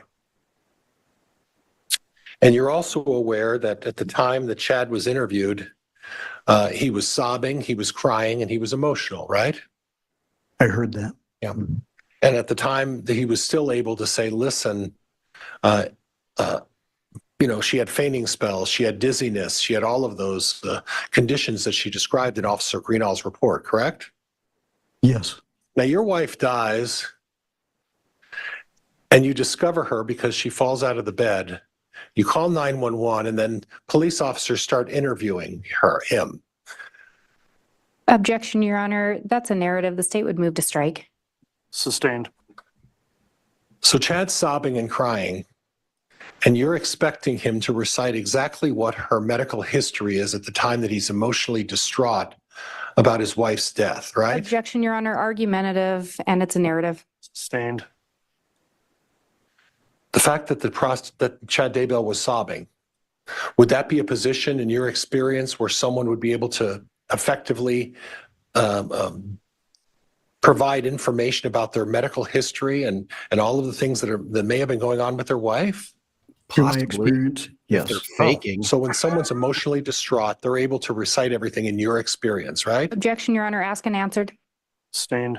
Okay. And then we have Garth Daybell, who was described as quiet and reserved, and there really was no effort to talk to him, right? Right? That I don't know. Okay. And as someone who's going through shock, as described by, Brenda Dye, would you expect that he'd be also able to dictate or explain to you what his mother's health history is? Objection, Your Honor. Calls for speculation. Overruled. You can answer it. Given time, yes, through my experience. Given time, right? After he gets over the fact that they discovered their mother dead on the floor, after that, and you give him enough time, he could probably get around to it, right? Yes. Okay. You don't know how much time that would be, though, right? It varies from individual. But your experience doesn't tell you that it's instantaneous, right? Correct. Right. Just like Chad Daybell sobbing, it's not going to be an instantaneous answer, is it? Objection, Your Honor. Argumentative. Asked and answered. Sustained. Now, on the life insurance policy, the Primerica account, and let me know when you're ready. Good. Okay. On the life insurance policy, that Primerica account for the $300,000 was established in 2002, right? April, I believe, yes, 2002. And on that life insurance policy in 2002, Chad had one for Tammy, right? Yes. And Tammy had one for Chad. Yes. And the beneficiary in the event that Chad passes away would have been who? Tammy. And in the event Tammy passes away, the beneficiary would have been Chad, right? Correct. Okay. And they set that up back in 2002, correct? Yes. And there was no action on that, right? No other modifications or changes of any significance, correct? Correct. Okay. And then we go to the map, I'll forget the word, MapQuest, I think it is. Life map. Life map, I'm sorry. No, you're... Life map, thank you. On Life map, initially the insurance was set at $50,000. Initially, yes. Right. And as part of your investigation, were you able to determine that that $50,000 was the base that was available for someone in their first year of employment at the school district? Yes. Okay. So Tammy was automatically given the initial $50,000, right? Yes, she was. And then after the first year, that's only where she would have been eligible for the additional upgrade to the rest of the insurance, correct? She would be available, or she had that option to do Right. so. She could have done it or she could not have done it. Yes, And that's very cost-effective insurance. Did you look into that? it is. Very inexpensive, right? It is. Okay.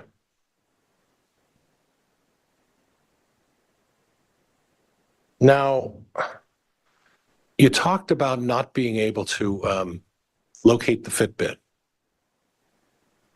Can you tell me who was wearing the Fitbit on the 5 or 6 months that you put those numbers up on the board? I cannot. We don't know who was wearing that Fitbit. We don't know if it was Emma, right? We don't know. You didn't talk to Emma.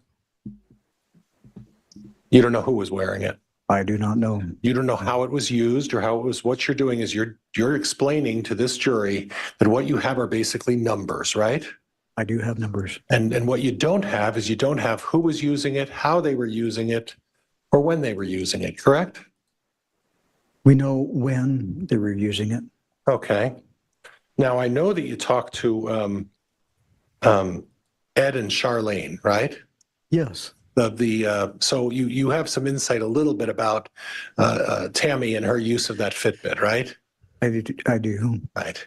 And as part of that, you were able to learn that there was a family competition when it came to the Fitbit. Remember that? I do. And do you remember when Charlene mentioned on the recording that you taped, and thank you for recording it, that Charlene said that she would go to bed at night and she'd be... Objection, Your Honor. Hearsay.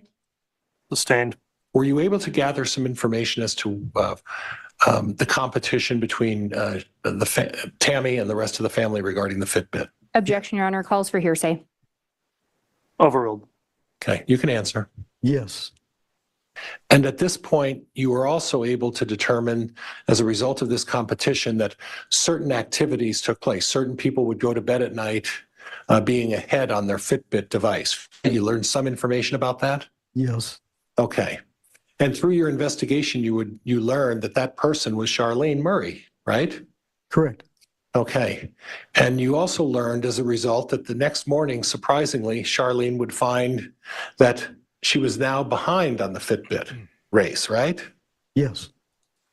And do you recall which family members were involved in this so-called competition? So if I remember correctly, there was Ed and Charlene and Tammy. Okay.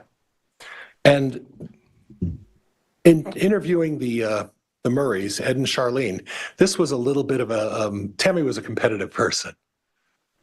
That's what I understand, yes. Right. Didn't like to lose. Right? Yes, correct. She did not. Okay. But you don't know how that Fitbit was used when you calculated these numbers, correct? Correct. And you don't know who was using that Fitbit and running those numbers up, right? I do not. And you also don't know the manner in which those Fitbit numbers were accumulated on the particular device. Is that correct? Correct. Okay.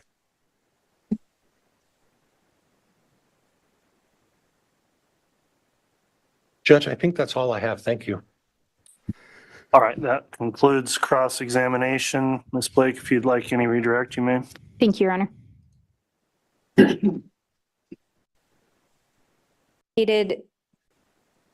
Detective Mattingly, you've indicated it's fair to say this was a joint investigation. Yes. Which agencies were involved? We had members of the FBI, Rexburg Police Department, Chandler, Arizona, and Gilbert, Arizona, along with Fremont County. At some point, was the Attorney General's office also involved?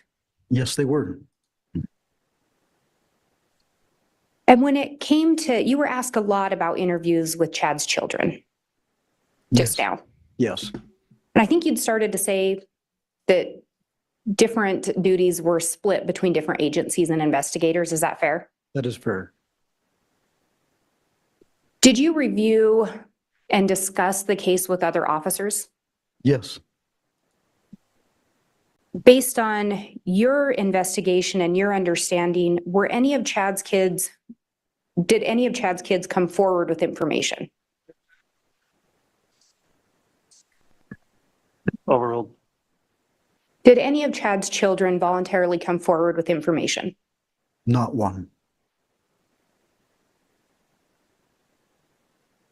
Do you recall attempting to speak with Emma about the results of her mother's autopsy? Yes. Would that have been around sometime in February of 2021? It could have been, I don't know. Sometime after the autopsy results were received? After the autopsy results, yes. Was Emma willing to hear about those results? No, Was Emma willing to speak with you? she was not. Did Emma provide you any information about her mother's health at that time? Nothing.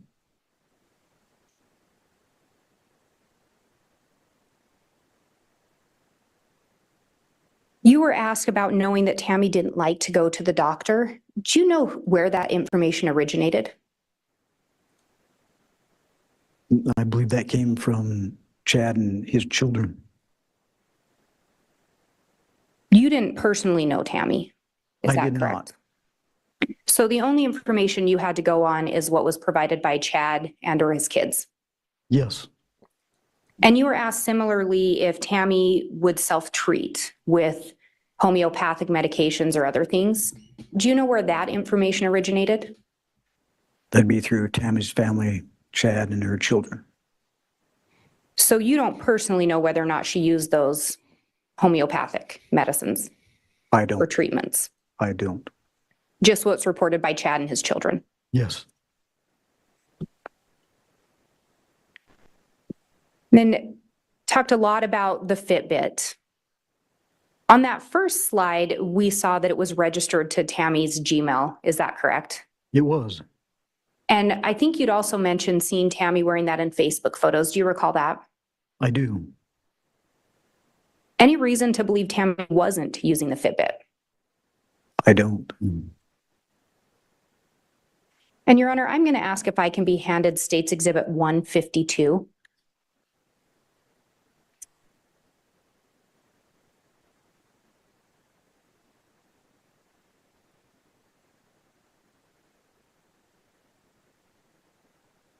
Your Honor, it's previously been admitted. I would ask to be allowed to publish it. You may. Yeah, Jay, Madeline Soto update. Steven Stearns has now been charged with first-degree murder of Madeline Soto. Waiting for that one. I haven't been following that one. Read. Sorry. I mean, he was the dude. They've just Trying to been make that a little biding their time. trying to make that a little easier to read. You were asked about Chad telling individuals on October 19th that his wife had become sick the night of October 18th. Do you recall defense counsel talking to you about that? I do. And then you were asked about the form and where he indicated October 18th of 2019 was when she first started having symptoms. Yes. And I know that's difficult to read, but under the medical information, can you read what is above where he wrote October 18th, 2019? And if you can't, I can have the exhibit handed to you. No, I believe I can make it out. When did health of deceased first become impaired? So it indicates when did the health first become impaired? Correct? Correct. And what was Chad's response again? October 18th, 2019. I have no further questions. All right. I don't know if we got outside the scope of any direct or cross, so I'm going to deny recross.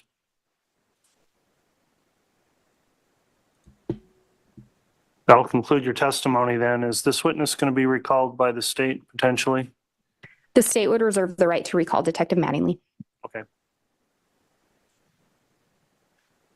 Okay, so Detective Mattingly, you remain under subpoena. You may be recalled to testify in this case because of the court's exclusionary order. Please refrain from viewing any of the evidence that is presented going forward between now and the time you take the stand.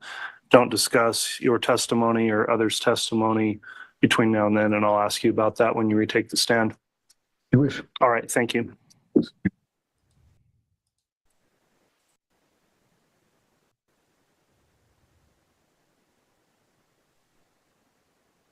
All right, the state can call its next witness.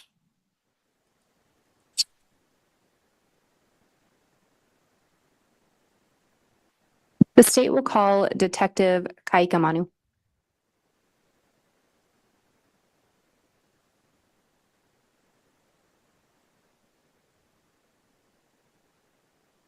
Solemnly swear or affirm the testimony you're about to give will be the truth, the whole truth, and nothing but the truth, so help you God. Please.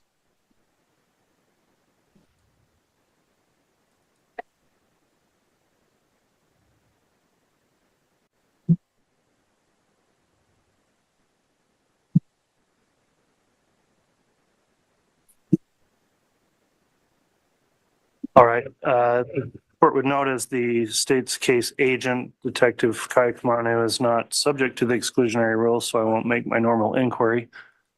And Ms. Blake, you can proceed with your direct if you wish. Thank you, Your Honor. Detective Kayakmanu, can you please state your name for the record? Vincent Keone Kayakmanu. Last is Kaaaiakamanu. Where are you currently employed? Madison County Sheriff's Office. And I've been calling you detective, but what is your current title and or position? I'm currently the Chief Deputy for Madison County Sheriff's Office. At the time you were involved in this case, was your title detective? Yes. Are you okay if I call you detective today? Yes. Where were you employed prior to working in Madison County? Fremont County Sheriff's Office in Idaho. How long were you employed with them? About 18 years. What was your title or position when you left the Fremont County Sheriff's Office? I was a sergeant over detectives and school resource officers. And what position did you hold prior to that? I was a regular detective and then a patrol deputy prior to that. Do you have any specialized training in order to be a law enforcement officer? I do. I went through the Idaho Post Academy. I currently hold my intermediate, my basic, my advanced, and supervisor certificate. Throughout the years, roughly around 2,500 hours of training, and training is always ongoing. And in October of 2019, you were working in Fremont County, correct? Yes. And what was your title at that time was detective? Yes. Do you recall if you were working on October 19th of 2019? I was the on-call detective that night. Do you recall missing a call that night or Yes. in the early morning hours? Yes. Why did you miss that call? Earlier that night, I was called out to assist Idaho Falls PD in an officer involved shooting incident. Do you recall approximately when you were called out to assist in that? Around 11 o'clock p.m. on the 18th. And when did you finish up with your assistance in that matter? I got home around 4:30 a.m. After missing that call, at some point, did you end up making contact with the deputy? I did. And who was the deputy? Deputy Allie Greenholge. Did you learn why she had called you? I did. What did she call you about? When I made contact with her, she informed me that she was on an unattended death. And as the on-call detective, did you always respond out to an unattended death?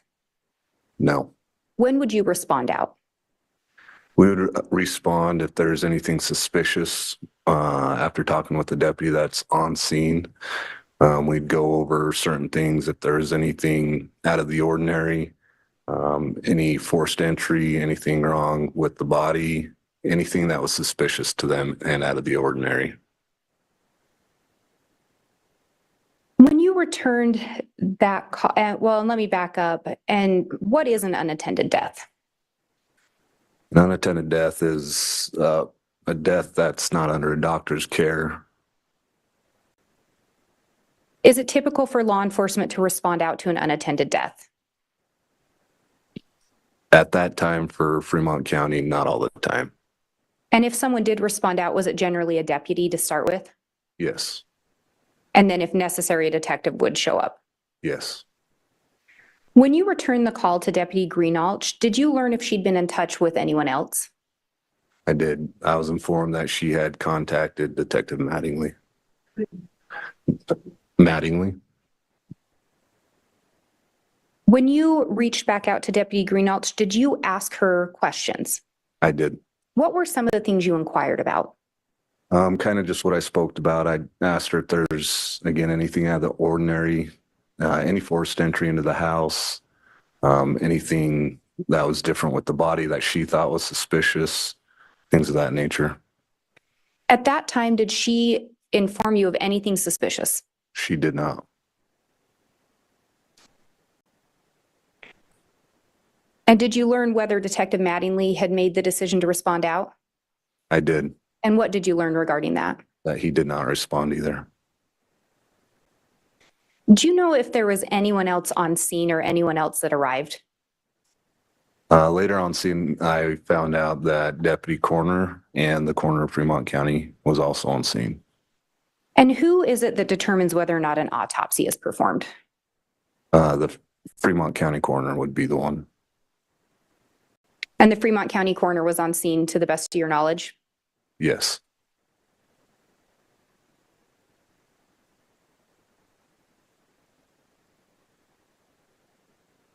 And is it fair to say that on October 19th of 2019, outside of the initial response, no investigation was opened into Tammy's death?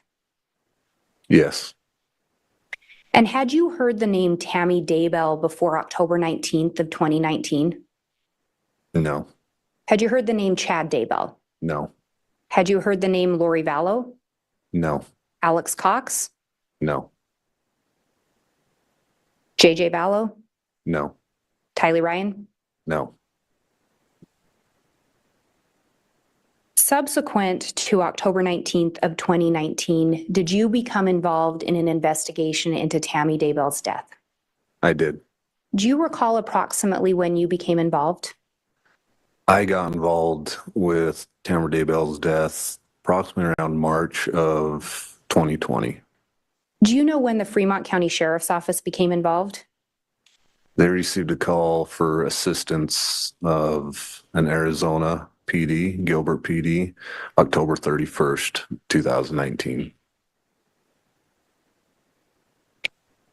When you became involved in March of 2020, were there other related investigations pending? Yes. What were those?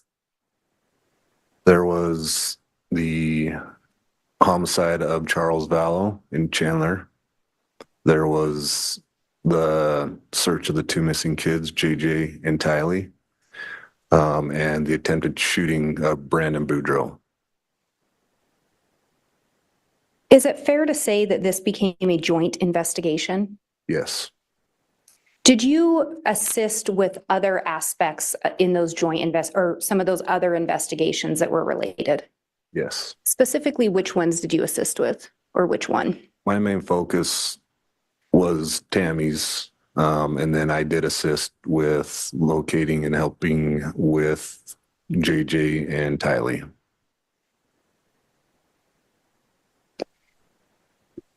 As part of your investigation into Tammy's death, did you review an incident that had happened earlier in October of 2019? Yes. Do you recall the date of that incident? That was October 9th, 2019. Were you personally involved in that investigation on October 9th? I was not. So after the fact, you looked into that? Yes, As part of that, did you review police reports? I did. Did you also review a call into 911? I did. And did you review a dispatch call?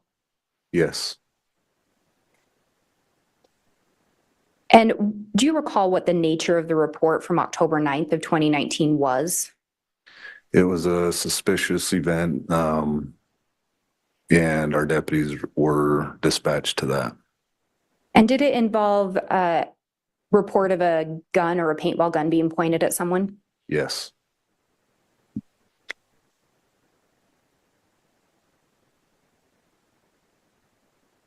And Your Honor, I believe both of those calls were admitted into evidence yesterday. And I was going to see if I could get both of those exhibits.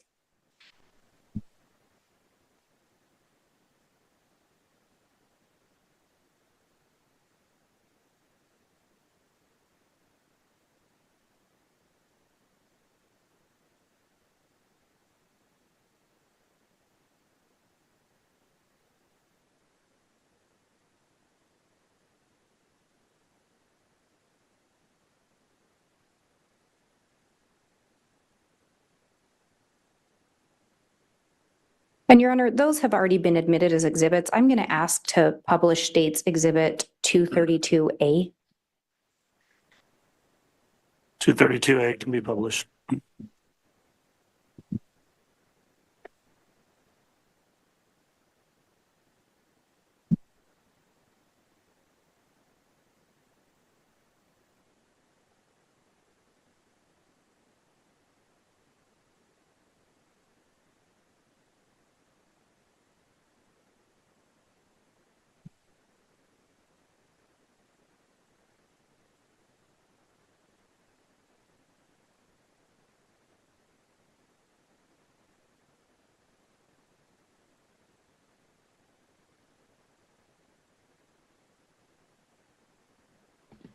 All right, folks, over 1,000 people here. Thank you so much between our two Twitters and YouTube. So thank you all for being here. If you haven't hit that like button, we'd appreciate it. Get this in the algorithm. We would very much love that. So Jay, I ran another poll.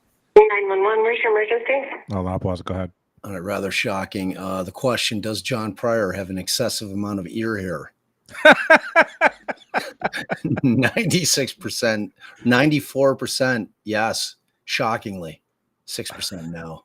I think we have some contrarians taking the poll. That's what I think is happening right here.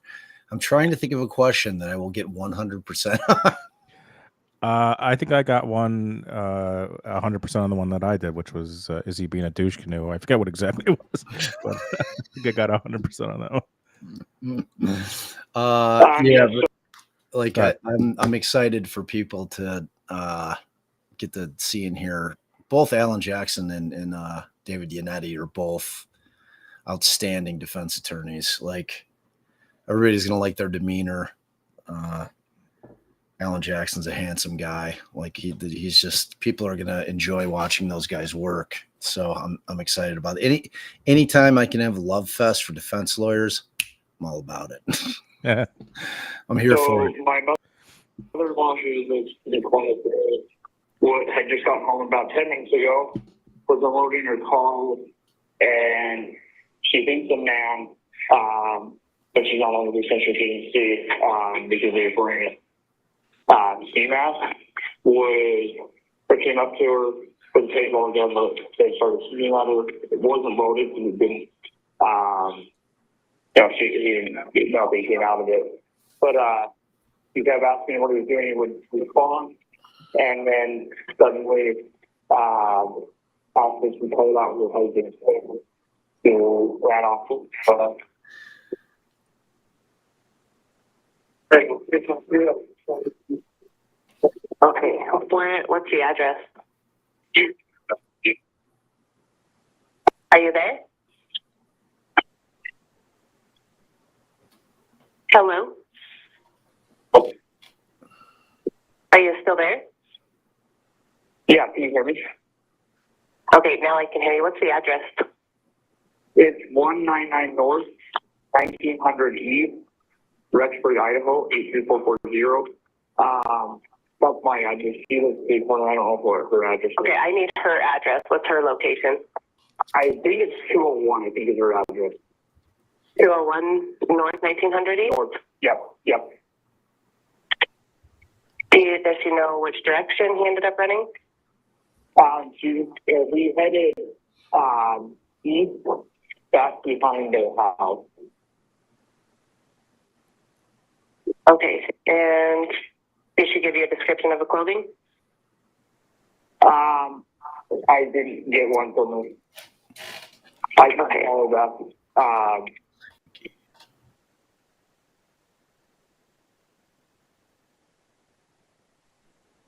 So what is your name? My name is Joseph Murray.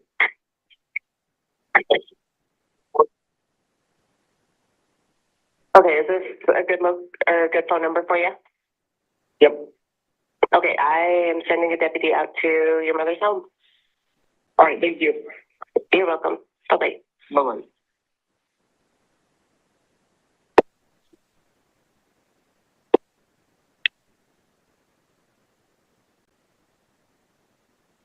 And Your Honor, I would next ask to publish State's Exhibit 232B. You may.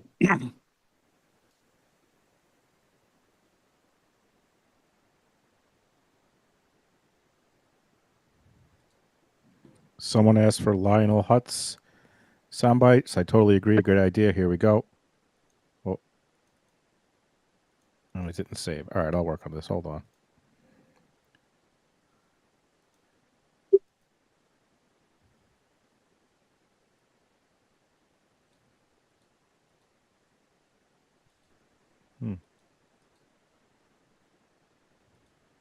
I apologize. Now I'm having tech issues.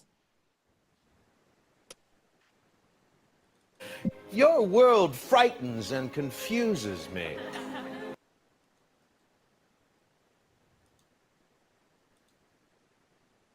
October 9, 2019, 21 hours, 49 minutes, 20 seconds. Fremont County Sheriff's Office. Hi, I need to report something. Okay, go ahead.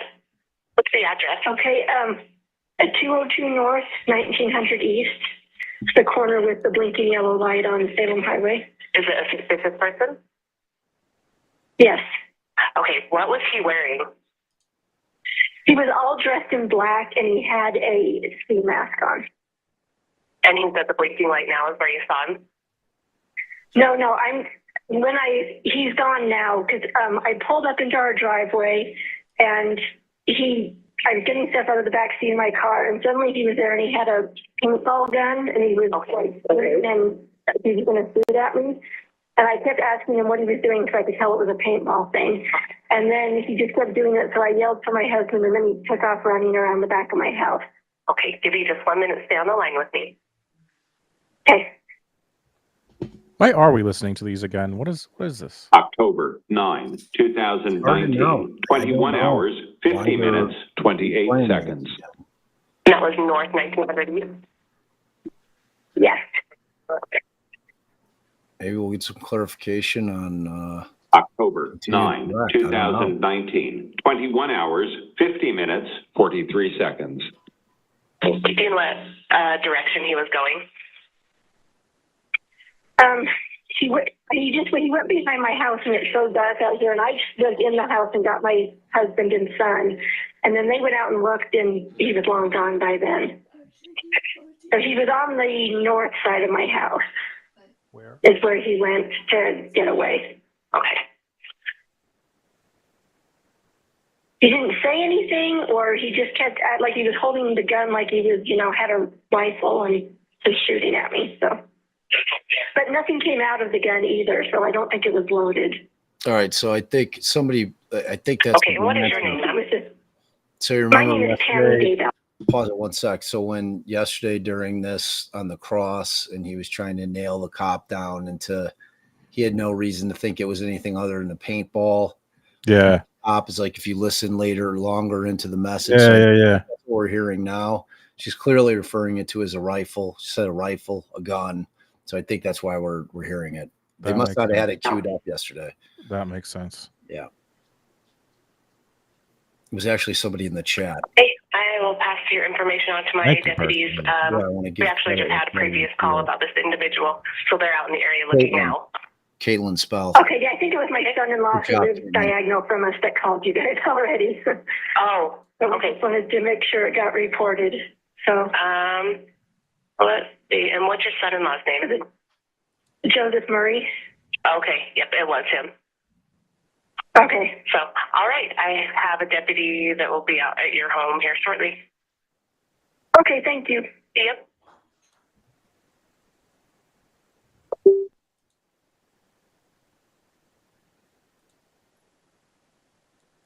And I can hand those back to the bailiff, Your Honor. All right, thank you.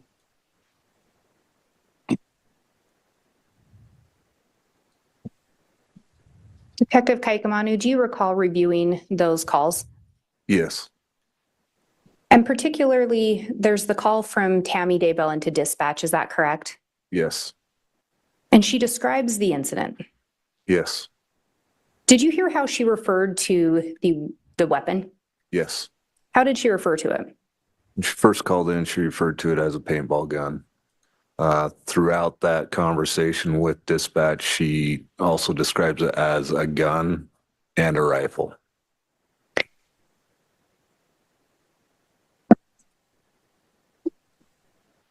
Did you also, I think you've already said, but did you review the reports in relation to that incident? Yes. Are you aware of a search that was conducted on an apartment associated with Alex Cox in Rexburg? Yes. Were you part of that initial search? I was not. At some point, did you learn of some firearms that were recovered during that search? I was aware. What, if any, action did you take in relation to those firearms that were recovered? From my understanding, those firearms were taken by Rexburg PD for safekeeping. After the search warrant was served, they could not leave those there. During the investigation on the attempted shooting on Tammy Daybell and then her death, I ended up writing a warrant to seize those weapons and bring them into Fremont County for evidence. Did you in fact seize those firearms? I did. Do you recall photographing one of the firearms? Yes. Your Honor, I have what's been marked as State's Exhibit 281A. I have a copy for counsel, a courtesy copy for Your Honor, and the exhibit. I would ask that the witness be shown a copy of the exhibit. Real quick, while Brooklyn Janet, I see, is in the chat, she was kind enough to get from our wish list a dog, and there's Penny enjoying the bed that Brooklyn Janet got from the wish list. So thank you so much, Penny and Prudence. Love the bed. Thank you so much, Brooklyn Janet.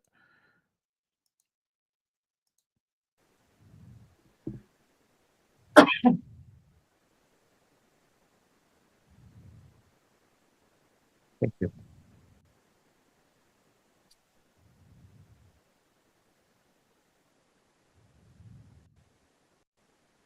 And Detective Kayakmanu, do you recognize that firearm?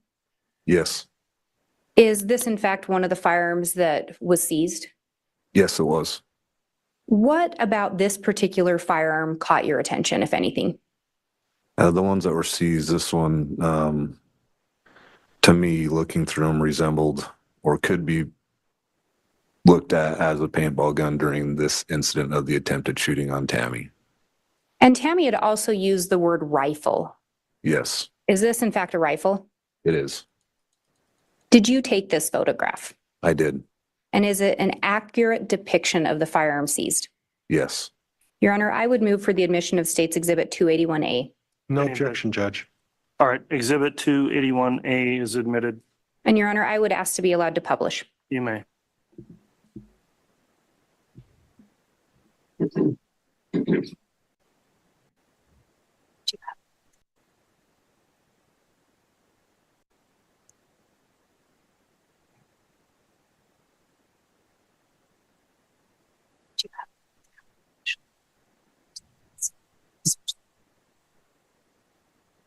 There it is.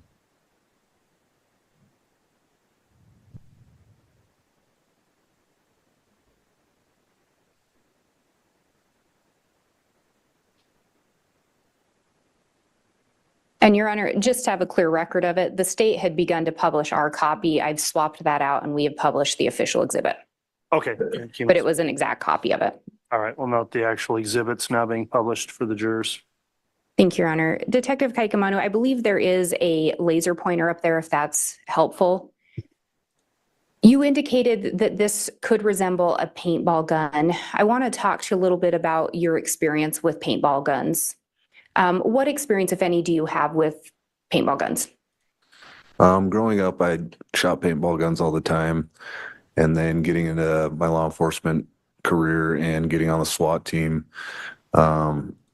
we utilized paintball guns. And paintball rifles that are set up similar to AR-15s for our training. And what experience do you have with assault rifles? Again, before my law enforcement career, I'd shoot them. And then once I got into law enforcement, we were issued a AR-15 and we would train with them. We train with them in SWAT training and we go to the range and shoot. And you talked about that you were issued an AR-15. What is different between this and an AR-15? So this rifle that you guys are looking at is actually a 6.5 Grindle. The ones that I was issued is an AR-15 that shoots 223s or 5.56. So the caliber is just that different. The lower is all the same. You just need to switch out the upper. And based on your experience with both assault rifles and paintball guns, what part of this firearm did you believe could appear to be a paintball gun? So if you look right here where this scope is, it is on the top of the rifle. On a paintball gun, the hopper is sometimes off to the side a little bit, just right about there on the rail. But in my experience, they've made paintball guns so advanced now that it could be on the top or on the side. And do they make some paintball guns to resemble assault rifles? Yes. And what is the hopper on a paintball gun? What's the function of the hopper?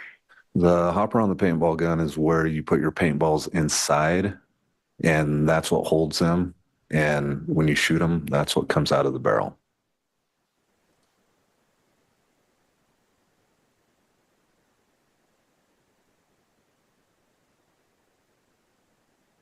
And we will come back to that exhibit in a bit. And Judge, could I have a reminder of what number that was again? I have a 281A, is that correct? That is correct. Yeah. Thank you, Your Honor.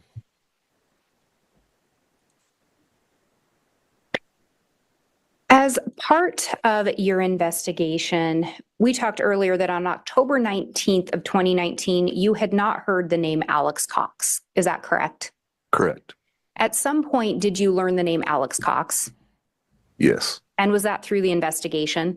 Yes. Who was Alex Cox in relation to Chad Daybell? Alex Cox was Chad Daybell's brother-in-law. And before Chad and Lori were married, what was the connection between Chad and Alex? Before they were married, I couldn't tell you. So Lori Vallow was the connection between the two? Lori Vallow. And ultimately they became brother-in-laws? Yes. As part of the investigation, do you recall looking at an account, some searches done on a Homer J. Maximus account? Yes. Who was that account associated with? Alex Cox. And you did review some of the data in relation to some Homer J. Maximus searches, correct? Yes, I already reviewed some of it. Did you review the whole thing? I did not. Did you focus on a specific time frame? Yes. And what time frame did you focus on? Roughly around the time of the shooting, or the attempted shooting, excuse me, on October 8th, 2019, and a few days after that. Is it fair to say that there were quite a few searches on this account? Yes. And were there other searches on the days that you reviewed? Yes. In preparation for your testimony today, did you create an exhibit? Yes. Do you believe that the exhibit would assist in your testimony today? Yes. Do you believe it would aid the jurors in understanding? I do. Your Honor, I have what's been marked as State's Exhibit 107B. Similar to others, it is on a jump drive, but I do have courtesy copies of the slides printed for counsel, the court, and Your Honor. And I would ask that the witness be shown the printed out 107B. While they do this, if you guys got a lot of ads today, me and Bob apologize. There's like 10 different settings for setting them. We're trying to do it so you're not getting crushed with ads if you don't have premium. So if you got a lot today, we'll work on it for tomorrow. Yeah, we'll tweak it. We're trying to maximize monetization, but like when we leave it up to YouTube, obviously, you give them an inch, they take a mile. I thought that was going to happen because that's what happened last time. Because basically, YouTube is like, you could say it yourself, or you can let us do it, and we'll try to be like moderate with it. And clearly, from the chat, they weren't. So, we can't see from our end. Yeah, so I can't We tell. have no clue when they're popping up for y'all, like the frequency or anything. Like, I think we put it for every half an hour, right? Is that what that's what I normally set it at. But with today, we put it at like YouTube just kicks it in whenever they want, whenever they find Okay. Okay. But normally I set up to that's the longest you could put, 30 minutes. That's normally what I set. Thank you. Okay. But I could probably do 24. I don't think would be too bad. That's the next.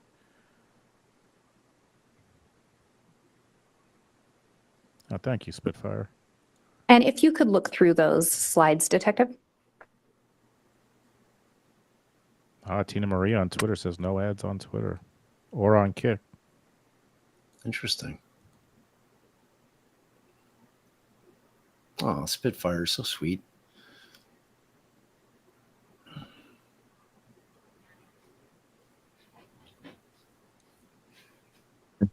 Do those appear to be an accurate depiction of the PowerPoint created? Yes. Your Honor, I would move for the admission of State's Exhibit 107B. Any objection? Judge, for demonstrative purposes, there won't be an objection. All right. And Your Honor, this is a summary exhibit. Okay. As a summary exhibit, Exhibit 107B has been admitted. Thank you, Your Honor. I would ask permission to publish. You may publish.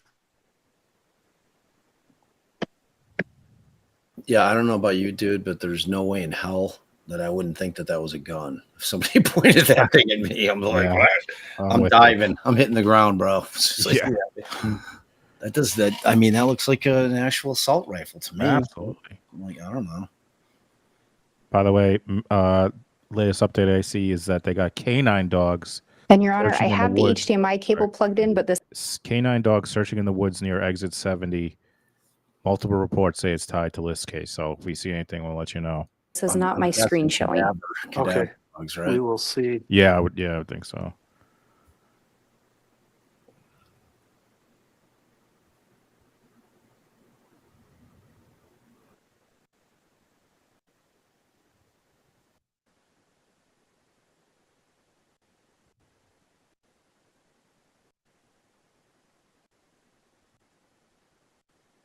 Screen.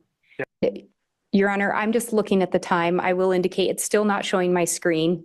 Yeah. And so where it is 3:17, I don't know if the court would like to consider convening early today, and I will work with IT to make sure that I have it ready for tomorrow. Judge, there won't be any objection to that. I okay. Understand. Thank you. It does make sense. We've got some kind of a tech gremlin going around this afternoon. We'll try to sort that out for tomorrow. Counsel, and I know you have it just working, so we'll work with tech. Did you hear prior? So yeah, with I have no objection. we are going to conclude evidence for the day. I don't. Sounds good to me. Counsel, as we do that, and for the jurors, I want to forward soon once we come back on the record after the jurors have been excused. I'm inclined. Well, I believe I'll be able to make rulings tomorrow morning on those motions. That may take a little bit of time, so my proposal would be to start evidence tomorrow morning at 9 with the jurors instead of 8:30. Is the state okay with that? That's fine with the state, Your Honor. No objection, Judge. Okay. In addition, ladies and gentlemen of the jury, we've got some court staffing issues leading us to take one of our days off next week. And since we know that already, in order for you to make any plans you might on a day off, I'll advise you that we are not going to be conducting court on Tuesday, which I believe is April 30th. That will be a day without trial next week. Otherwise, our schedule will remain as it's been going forward. So that'll be the schedule upcoming in the next several trial days. Ladies and gentlemen of the jury, then before we conclude for the day again, please make sure to follow the court's continuing admonition to not investigate the case, watch media or news coverage of the case.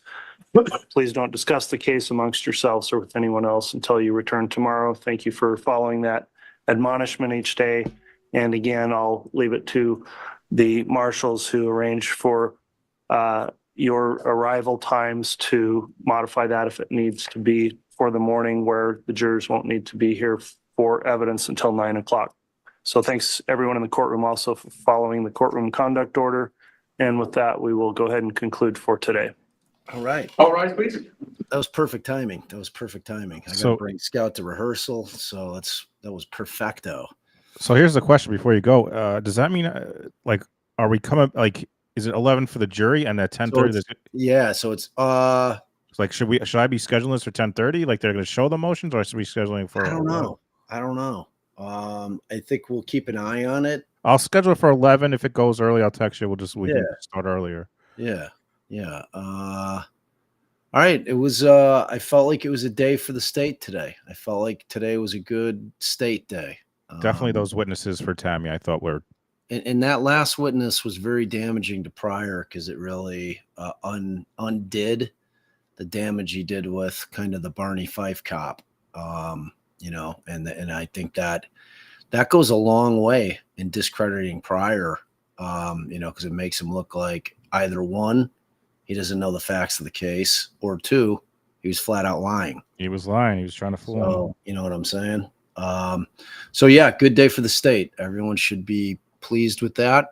I thought it was a strong performance and some strong witnesses, man. So yeah, absolutely. All right, y'all. Scarlett's really getting on my nerves. All right. She's really pressuring me. Good luck tomorrow, Scout, for your first performance. Thank you. Got your fancy shoes, I heard. Wow, look at her hair. Nice. Yeah, That's good. I did it all by myself. Oh, you I don't, took them you don't off. have your character shoes on. Because they were making my feet numb. Oh. All right, y'all. We love you. Thank you so much for hanging with us all day. About my hair. Thank you so much for all your contributions and your generosity. You guys can say as long as you want and comment about how my much hair. perfume did you put on, bro? Wow. So guys, I'll set it up for 11 tomorrow. If there's motions or something before, we'll go on early. So thank you all so much, and have a good night. Everyone's saying break a leg. Everyone wishing you good luck, Scout. So good night, everybody. Oh, love your hair. There you go. Remember. Love the hair. Love the hair. Y'all. Go ahead, Bob. You can say it. Go ahead. I'm not.